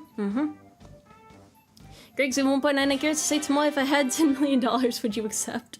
Would I accept what? What? I hope the ad stuff, the marketing things make sense though. You do need more of a budget for it, but once you start making revenue, because that's the thing, you shouldn't expect to like get into VTubing and then immediately be able to do it full time. It takes a while to get there. So if you're reinvesting in yourself, if you're able to put the faith in yourself that other people are putting into you, then I feel like that's just how things should be. It's gonna help you grow faster, it's gonna help you reach more people, and you'll have like more of a community, you'll have more people, just everything kind of works out. It's nice. Limited liability to Well, shit, I only know what I know. I only know what I know. When does the Tomoe Corp have... Oh, huh. Yeah, see, I feel like I still have a lot I need to learn still. I can only give advice based off of what I know. I'm not actually as... I'm old, but I'm not that old, okay? I'm not that old, so... I'm still learning, man. I probably have a shit ton I could learn about this. I don't have any formal background in business or anything. So... It's really just a matter of trial and error for me, especially because a lot of VTubers don't do marketing, so I can't really talk to many of them about this. And yeah, I'm just kind of doing the best to make the most of what I have. Alright, yeah, this is the other stuff. I think this might be one of the last slides. Yeah. Getting down to the wire here. Other things that you have to keep in mind as a VTuber. You got merch, which is, I'm working on merch still, I promise. A lot of people ask for merch very quickly, but, it takes a while to produce merch. You have to find somebody you can work with. You gotta find a good vendor. Then you gotta get commercial usage for art. And then you gotta, like, ballpark prices, think about profit ranges, and I really just want to... I really want to be able to give you guys merch, but don't worry. I'm working on it. It'll be a thing soon. I promise. I keep getting, like, delays on some stuff. It's a little frustrating, but we'll get there. It's just a part of the learning process. I am still thinking about getting undershirts. I have to do more merch research. It's been kind of high on my priority list, but I was working on the time-sensitive items first, so I kind of have to make another priority list now of the things to handle now. But I also have, like, chores to do and shit. Yeah, it's a lot. We have taxes. Don't forget about taxes, guys. Be sure to log your expenses for business purposes, and then find somebody who's willing to do your taxes. I mean, I guess you could do them alone. It seems very complicated, though, for a VTuber. There's a lot of stuff. It hurts my head. I have a tax guy. It's fine. We're good. My taxes are accounted for. Q&A stuff, usually done through Marshmallow. I have one. I just have not checked it yet. I'm behind schedule. Forgive me. Speaking of behind schedule, script writing and editing. I'm behind schedule. I'm so sorry that I'm late on so much stuff, guys. I'm trying to catch up. I hope now at least you have a better idea of why I'm so far behind. I really did want to get all the time-sensitive stuff done first, but then I also have personal obligations that I have to take care of before I can get to that. It's a lot. It's a lot, but I will get there. I will catch up on everything and deliver everything that I promised. I have not forgotten anything. It's all on my list. It's all being tracked. We're good. Lore is another thing that a lot of VTubers have. I'll probably have lore eventually, but it's really weird, you know? Lore is just one of those things. It's optional.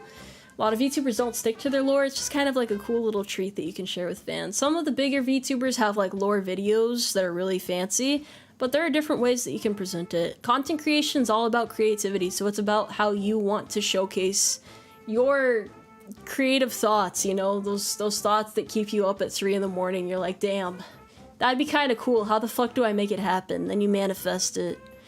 And the bigger you get, the easier it is to manifest your cool thoughts, so that's another fun part about content creation. I am slowly becoming more and more able to manifest my crazy thoughts, and it's because of you guys believing in me that that's a reality, so I appreciate your support. Always and forever. Song covers is another thing. A lot of VTubers will make their own songs as well. You just have to know music producers and get illustration done. I think a lot of that can be done through VGen as well. I don't do too much music stuff because I'm not great at singing. I will try to improve. A lot of people expect VTubers to be able to sing. You have to work on these things over time. So singing is an ability, streaming is an ability. There's a lot of talents that you have to cultivate in order to get to where you need to be. I'm becoming more powerful? Damn, I hope so, man. I hope so.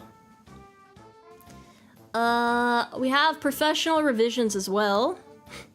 Professional revisions is basically content upgrades. It's what you see when a lot of YouTubers do 2.0 things, or they're just upgrading various screens. Eventually, over time, as you gain more support, you will have more funds to be able to present yourself in newer and cooler ways. People don't really care about the scuff early on. You just have to show that you're willing to, like, upgrade and do better, and Just kind of keep growing with your audience as you grow as a streamer. I think that's what matters most, in my opinion. I am Tomoe 2.0 and I approve this message. Singing VTubers are a dime a dozen. Yeah, that's true. But singing is really fun. Even if you're bad at it, singing is really fun, so I totally get it. Throne. Something that a lot of VTubers have. I, for some reason, for the life of me, have not taken the time to set one up yet. It's not high on my priority list. But it's a thing. It's a common thing. A lot of VTubers have it. There's no shame in having it. And along with that, a lot of them do, like, scab requests a lot, and just custom illustrations in general. I have commissioned some art now just to be able to share with you guys that isn't really for any particular purpose. But it took me a year of VTubing to get to that point. I can understand why people get addicted to getting commissions done. It's really fun, and I'm excited to be able to share it with you guys, don't worry. Yeah, Throne is like a wish list where you put things on it, and it has like the price of it, and people can buy stuff for you. And they can also sometimes suggest items to be put on it. So it's like giving money for like a very specific purpose, if that makes sense. Don't worry, man. I forget not all of these are common terms, but all of this is like common in the VTuber sphere. And then sponsorships. I don't know too much about that because I've never gotten a sponsorship, but a lot of the times, once you're at a certain point, you can probably reach out to people and be like, hey, would you sponsor me? Am I cool enough yet? I don't know. I think usually they'll reach out to you first, but that's like another thing to consider for later. And then the bottom right, we have additional gifts, plus surprises, etc. Because, as I said before, VTubing is a form of content creation. It is still relatively new, and it is growing, and there's so much to goes into it, and so much that you can do and explore. You can, like, do a lot of things that other VTubers are doing, like trends and stuff, like traditional content, like tier lists, or like the flavor of the month game, or anything like that.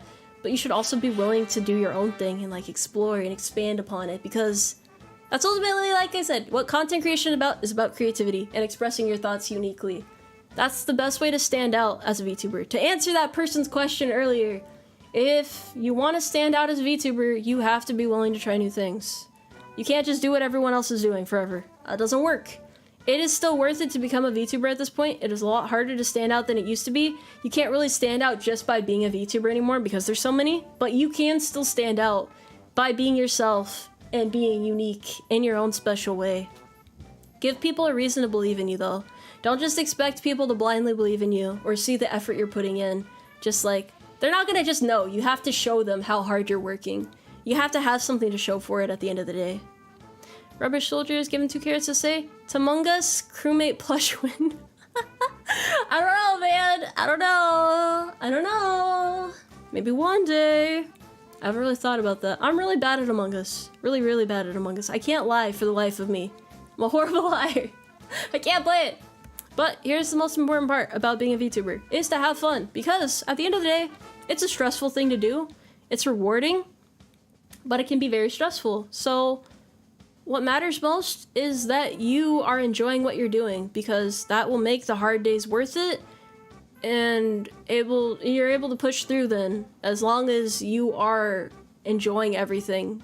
As long as the content creation process is still fun for you, as long as you're sure this is what you want to do, then yeah, it's enough. It really is. You just have to stick by your wishes and stay firm in your resolve and show people how serious you are about it. Really just give it your 100, but don't be down on yourself too much if it doesn't work out. Content creation is very much a gamble, and it takes a lot of investment, and there's a lot of risk involved. But ultimately, I mean, you just want to have no regrets in the end, right? If it's your dream to make content, or if you have like a very, very strong will to reach whatever is motivating you, then yeah, you'll find a reason to push through. PokeBees give... Oh, wait, that's an announcement. My tiny horse brain is rapidly expanding. Don't worry, man. I feel like I have given like a lifetime worth of wisdom here. A lot of this is stuff that I wish that I had known when I was getting into VTubing, so I hope that this has like enlightened you guys at least a little bit about what sort of shit I go through on a regular basis, what I think about in my off time. As a VTuber, you can never really afford to stop thinking, because you have to think about budgeting, you have to think about scheduling, you have to think about videos, shorts. You have to think about what you want to do in a couple months from now. You have to think about how you want to present it. You have to think about social media presence. You have to make regular posts if you want to stay in the algorithm on social media. And you also have to interact with your community regularly. And you also have to be sure to take breaks so that you don't get burnt out. Like, you have to know what you're capable of, stay within your limitations, and just do your best. Above all else, just do your best. Because that's all people really expect from you at the end of the day. So much talking. Snow breaks on my train, bro. I wish I could say the same. I get tired as hell sometimes. Nah, I'm glad I could help. I've said it before, but my personal motivation when I became a VTuber was to raise morale. I want to raise morale above all else. That is why, even when it's hard, even when I get stressed out, even if I get sad and doubt myself, as long as I'm able to help you guys and make things a little bit easier on you, I feel like it's worth it. And I've learned so much along the way, and I've been having fun, and things are only getting more and more fun. So I ultimately do not have any regrets. I am happy with where I'm at, and I'm excited to be able to share with you guys my plans going forward. With all being said, let me go back here 1 second. I have to go through my screens, man. Here. With that all being said, does anybody have any particular questions for me? I will answer any questions about VTubing that I'm able to, or any questions about management, or really just anything that you have on your mind. I am all ears right now, even though my horse ears are not a hair. They're absent. Jesus, I cannot talk right now. I'm overloaded on information. Even my own information, I'm overloaded right now. It's weird. Yeah, buddy. Yeah, buddy. What you guys got from me? All fuzz, no ears? Hey, man. It's a way of life. Its own right. Tips on how to keep private things confidential?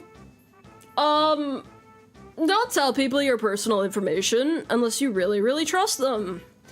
Make sure that wherever you have to put your public information in order to access certain things, like, for me it was mostly marketing stuff, just make sure that that is not something that is publicly accessible.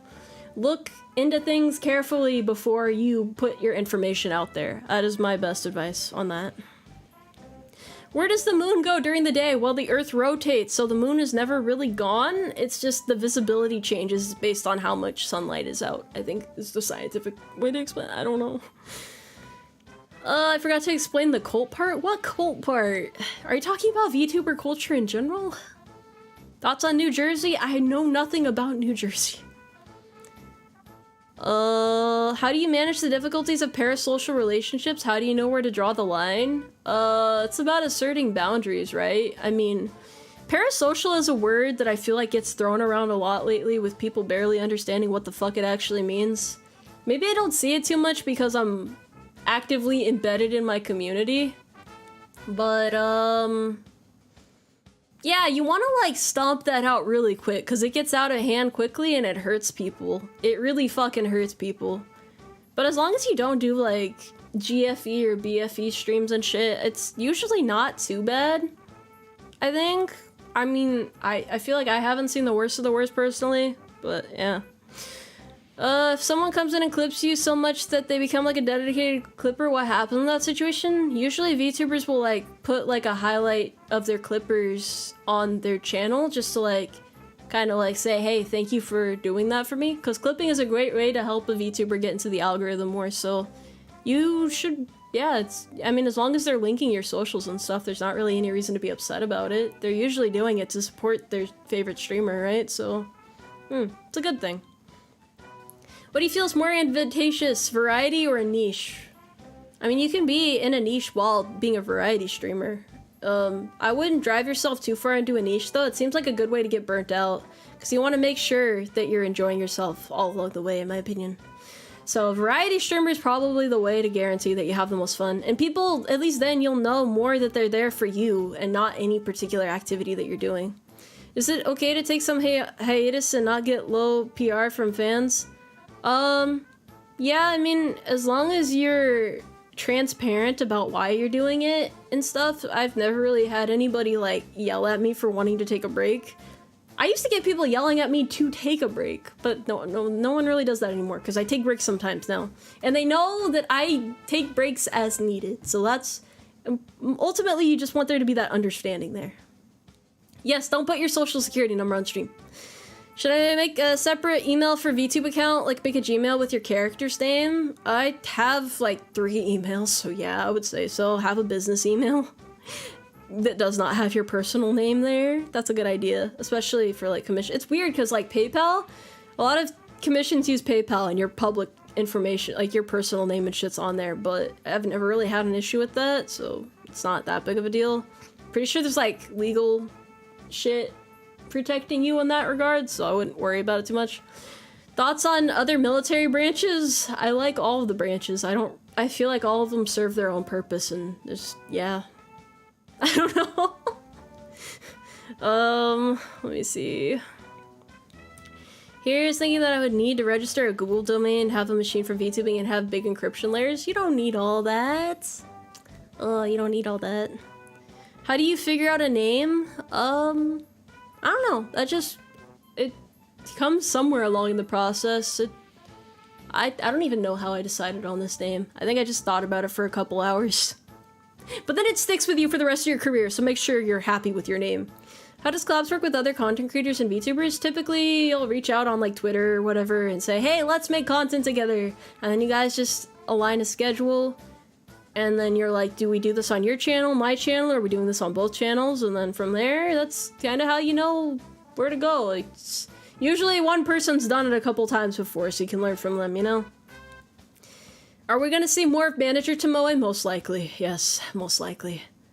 For those who must maintain a day job while doing content creations, any tips to manage your own energy and any time between the 2 jobs? Just weave in content creation between your own schedule, but make sure that you're taking a day off in there. Like I showed, here's my schedule again. I have it here, just prepared. So that's how I do it personally. I don't have any days off, but take days off if you need it. I only do this because I'm always at like 100 all the time. That's just how my brain works. So yeah, don't overwhelm yourself, but it's hard having a full-time job. Your energy's not always going to be there, but you don't want to like deviate from your schedule, so don't make a schedule that you can't follow.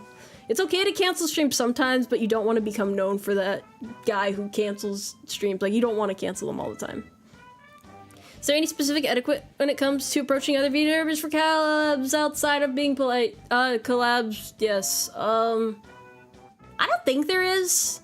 I haven't done it too much, but I don't think so. Where did I go? Okay. I hit the wrong thing. I'm sorry. I was scrolled to the wrong thing. That was my bad. But yeah. No, it's not a magic trick. There's not really any collab, just, there's not really any trick to asking for collabs. Just make sure you state your intentions clearly, like, hey, I'm doing this to make friends, or hey, this is just for business. Maybe not like that blunt about it, because some people like take that shit personally, but as I said before, some VTubers just want to VTube to make friends, and they'll get pissy if you're just like more business oriented and you don't make it clear that this is just business. But I also feel like you can be friends with someone and not talk to them regularly. Like, I have friends in the VTubing community, people I would consider friends, that I do not talk to more than like once or twice a month, or once every other month, because we are content creators. We have shit to do, you know? It's not like you don't have to talk to somebody or hang out with them outside of stream all the time to be friends. So that's just something to keep in mind. Like, you just gotta be, like, communicate. In any relationship, communicate. Friendship, or anything else, just communicate with each other, man. Be honest. If you had to describe any kind of audience or content that VTubers haven't fully explored or exploited so far, what would it be? That's such a broad question. I feel like there's a lot that hasn't really been explored yet, because VTubing is still pretty new. Yeah. I don't know how to go into, like, great detail with that one. But there are definitely a lot of things you can do. There's just so much creativity to put into it, just because of, like, how you're able to present yourself as a VTuber. Even in terms of, like, aesthetic. I know it limits you in some sense, but also not in others, because you can do hand cams and stuff, and even that's like a lot of potential for content. For those, wait, hold on. You may have answered this already, but what's the best way to prepare getting into VTubing if you've never streamed before? I did go over that a bit earlier in the stream. You're gonna be nervous as fuck, but yeah, I feel like you're probably gonna want to do like a debut stream. You don't have to do a debut stream as a VTuber, but it's a good way to like officially introduce yourself and kind of like build up an initial audience if you're putting yourself out there like that. So I would say maybe do that. I mean, being a VTuber is my first experience streaming because I'm shy. Not really good at that normally, but I've gained a lot of confidence doing this, and hopefully I'm able to gain even more as I go. So yeah, if you want like in terms of like technology and stuff, yeah, that's covered early in the stream. So you can get that information there. Let's see. Is it a good idea to have high and low energy games that can be played after long or bad days after work? Yes! I will manage my schedule in terms of like higher energy content and lower energy content based off of just how I think I'll be feeling at that point in the week. You know your energy levels better than anybody else. You know how they fluctuate. So you want to be mindful of that when building a schedule so that you're not like forcing yourself to manifest energy from the void and just kind of running with it. I do weirdly have like a different bunch of like how do I explain this? When I'm streaming, I get energy that I don't normally have because I'm not normally a very talkative person, but if you're able to get into a different mindset while streaming, then it's usually not too hard to find the energy to do it. But you also have to keep in mind how long you're going to be streaming for and how long you can maintain that energy before burning out. For me, it's usually about 2 to 3 hours, but for endurance streams, I somehow manage to push through a little bit longer. It depends. It really depends. But yes, I would say manage your activities based on that. That is very much important, especially if you work a full-time job. Also, yeah, having an idea for what to do for a collab is good because it's really awkward when two people are like, I want to collab, like, let's collab with each other, but they have no idea what they want to fucking do, so it takes like months to actually figure something out. I'm kind of like at that point right now with a couple people where I want to collab with them, but I don't know what we could do together, so I haven't like really come up with anything, especially because I'm trying to catch up on my own work first, so I'll think about it. I do want to start doing regular collabs soon, so I'll figure it out. Have you ever received a counseling statement for doing VTubing? No, because nobody knows that I'm a VTuber. I don't tell people about that. It'd be embarrassing, man. I keep my personal life separate, okay? Nobody knows. They're gonna judge me. They're gonna look at me funny. They already look at me and say that I act weird. Like, I say weird shit when I do happen to talk. I'm not very talkative at work, but I guess I say some weird shit. Not even command, as far as I know, at least. I don't know, though. I feel like it's better if I don't know. It's like for my own mental health there. How do you switch into the mindset of playing a character when you stream, seeing how it isn't your primary job? I mean, this is pretty much how I act normally. If you interact with me in the Discord, you'll see that I'm like a little bit different, but that's just because, well, it's like different aspects of my personality. Discord's a little bit more informal, so I'm a little more laid back there. I tend to get into like friendly banter a little bit more there. I feel like here I'm a little bit more polite, but it's not so much a character for me. It's just, I don't know, like the moment you press live, the moment you're like there, it's like do or die type of thing. So you just kind of find the energy for it. It takes a while to get to that point to not be nervous anymore, but yeah. And then it, like once you warm up to your chat, once you just start seeing it as like, oh, I'm just hanging out with these people are cool, I'm safe here, you know, then you're able to relax a little bit more. Has your newfound confidence come into use in daily life, or is it solely to help you feel better during streams? I think it's, even in my daily life, it's better. At least my friends say that I'm more talkative than I used to be now. I'm a little bit better conversationally than I used to be, but I used to be able to talk to people anyway. It's just, I don't know, maybe there's like more to it than I know. Maybe I have more confidence in general.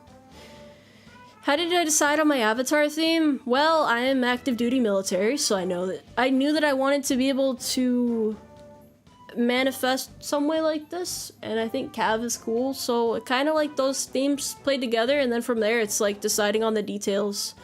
World War I theme is nice.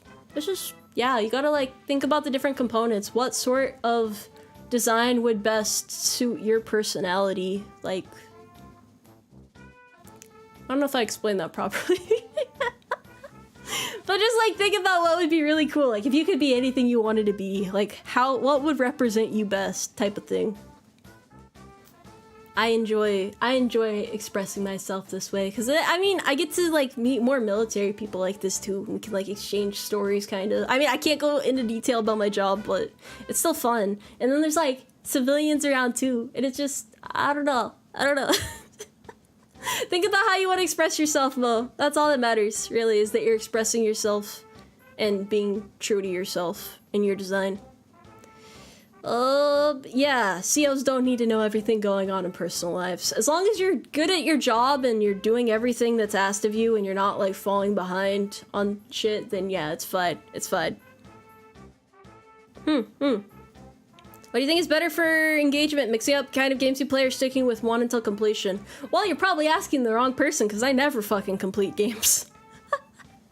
So, I would say it depends. I mean, I like playing different games because it's just... I like trying new things. There's so many games out there that I suck at, like, sticking to personal favorites. Because I don't know if you guys know this, but sometimes... Oh, actually, most of you probably know this. I stream The Binding of Isaac in the server sometimes because it's like my relaxing game. So, yeah. I don't know, for engagement, maybe it is better to... maybe it depends on your audience. I don't know. If you're a variety streamer, you really can kind of do anything you want.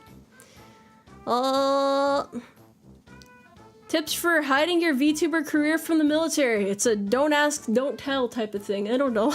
I don't think they're gonna dig into your personal life that much. Usually they don't care about your personal life as long as you're doing what you're supposed to at work. I've never really had an issue with it. Hearing on the grapevine there was an active duty VTuber is what brought me here. It's nice to have you here. I hope you're not let down, man. I'm just doing my best. I have work tomorrow. And yet, I feel at peace. Although I probably need to clean my room a bit before I go to bed. But that's not the point. Metal Wolf Chaos will be completed one day, right? I might do more of it. I have not decided my schedule for this week yet. I probably need to get on top of that too. Was there a transition period where you had to get used to calling yourself by a different name when you stream? No, not really, because it's like part of being in a different headspace. After this, I'm probably gonna like deflate and just like stare at the wall for a bit and then lazily clean and then go to bed. I don't know. But it's not too much of a mental adjustment if you're just being yourself. I was junior enlisted once. I'm used to being like that fucking hurts, man. That's too real. Will you join the Army's official esports team? No, I'm not interested. It's just what I like doing in my free time, man. I have so much fun doing this. I'm just glad that it's like my own little thing, you know? It's very subjective to who your leadership is too. Some try to intrude in your personal life as much as they can get away. Bro, what kind of leadership did you have? What the hell? I have never met leaders like that. Maybe I've been fortunate though. Maybe I've been fortunate. What is the worst game you can think of to play on stream as a VTuber? I don't really think there are any necessarily like strictly off-limit games. I mean, as long as it's within the terms of service of the website you're streaming on, does it really matter? Like, I don't know. I don't think it's really that too big of a deal. Shitty leaders! Toxic leaders! You mentioned a PayPal. Do you need one or is it recommended? VTubers get banned off of PayPal all the time, so make sure you look into that carefully before making a business account, because it's kind of like an epidemic. VTubers getting banned from PayPal. I got banned from PayPal at one point. I don't know. It's weird. I just kind of like I pay for commissions without using an account. Thoughts on airplanes? They're okay, I guess. It's like people asking my thoughts on trains. I don't fucking know. I haven't thought about trains in like a long time. Why does PayPal ban VTubers? They're really weird when it comes to commissions in general, like art and stuff. Like, I think because you get a lot of donations and they view it as like suspicious activity. Like, is this a fucking drug dealer? No, it's a VTuber. I swear it's not suspicious.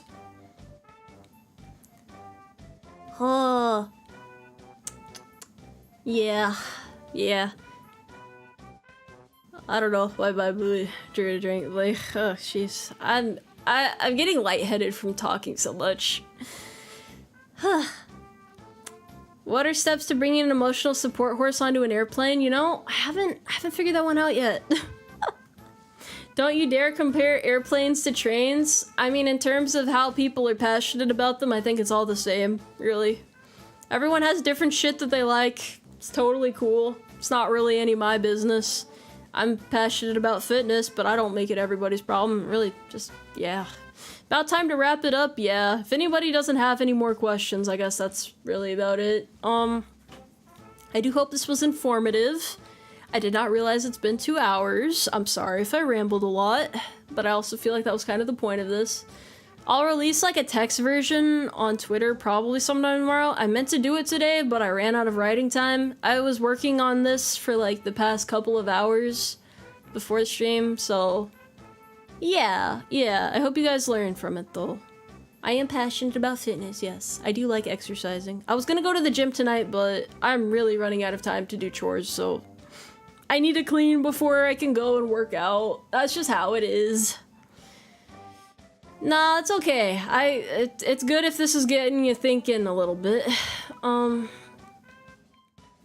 just want people to be able to make informed decisions when it comes to VTubing. Like, getting into this, knowing what you're getting into, because it is a big investment. A lot of it is a big investment, at least. You can do a lot for free, but if you want to, like, take it seriously and get deep into it, you're gonna have to invest a lot, and you're gonna have to put yourself out there. And you can't, like, half-ass it, you know? Like, you gotta go all or nothing type of shit. So, just make sure it's what you really want to do, I would say. How often will manager Tomoe appear? I don't know. She'll come out from time to time with her infinite wisdom. But yeah, as far as my own plans go, and why I've been so busy lately, because I keep saying, yeah, I got manager work to do. The thing that I was prioritizing most was getting all the time-sensitive stuff done in terms of commissions. Have a couple surprises prepared in October. I have more marketing things to share with you guys that I think you'll find interesting. I will get to doing the Donathon rewards soon, because I have a lot to deliver there, so I need to at least start on that, so I'll have to do polls for that, and also get in contact with the people who got, like, the first... I really should have set up a better thing for, like, the first, second, and third place donators, but I do appreciate all the support you guys gave me on that. I got to do some really cool shit, or at least, like, lay the foundation for it because of that, so I am really psyched about that. Aside from that, scripts for videos and stuff, I'll have that prepared hopefully by October. I have a couple shorts ready, but I also want to work on another video, so I need to do some more stuff with that. And then... am I forgetting anything? I might be forgetting stuff. I don't know, I've gone over so much information this whole stream. I'm glad that I could give you some helpful information. I really do wish that I had this information myself, so if you guys ever have any questions in regards to VTubing, even after all of this, that's totally fine. You can reach out to me in the server, and I would be happy to answer anything that I can. It's a lot easier to reach me in the server than in DMs, because DMs are more personal, so I don't answer DMs that often, but I'm always happy to answer, you know, like, happy stuff. Yeah, I don't know. My DMs are open in case anybody needs me for anything urgent, more so than anything. But if you just want to, like, reach me for, like, advice or anything, yes, just hit me up in the server. I don't really mind. Yamonemos give a 4.99 carrots. Thank you for the carrots. I appreciate ya. How do the glasses stay on? The same way any glasses stay on. What do you mean? But yeah, I'm proud of the community, and I'm happy to be here with you guys now, so anytime I can ever give advice like this, it's just fun to be able to do. So thank you for listening with me, thank you for being patient with me, and yeah. I think that's everything. So, that all being said, I will end the stream for now. I'll try to get the schedule up by tomorrow, and hopefully we can have a good rest of the next year. You know, we got year 2 ahead of us, we got a lot to do. Everything's gonna be fun. We're gonna do some crazy shit. My experiments are gonna be crazy. It's like when you go into the kitchen and you really want food, but you don't want to go shopping, so you just throw something together with the random ingredients that you happen to have in your fridge, and it turns out kind of a little bit more edible than you thought it would be. That's what we're gonna come up with. Overall though, being an indie VTuber is hard as fuck because there's so much to consider when you have to be your own manager. So I'm glad I could give you guys this insight. Transparency is key. I will always be as transparent with you guys as possible. Have a good night everybody, and thank you very much for being here today. Alright, horse manager out.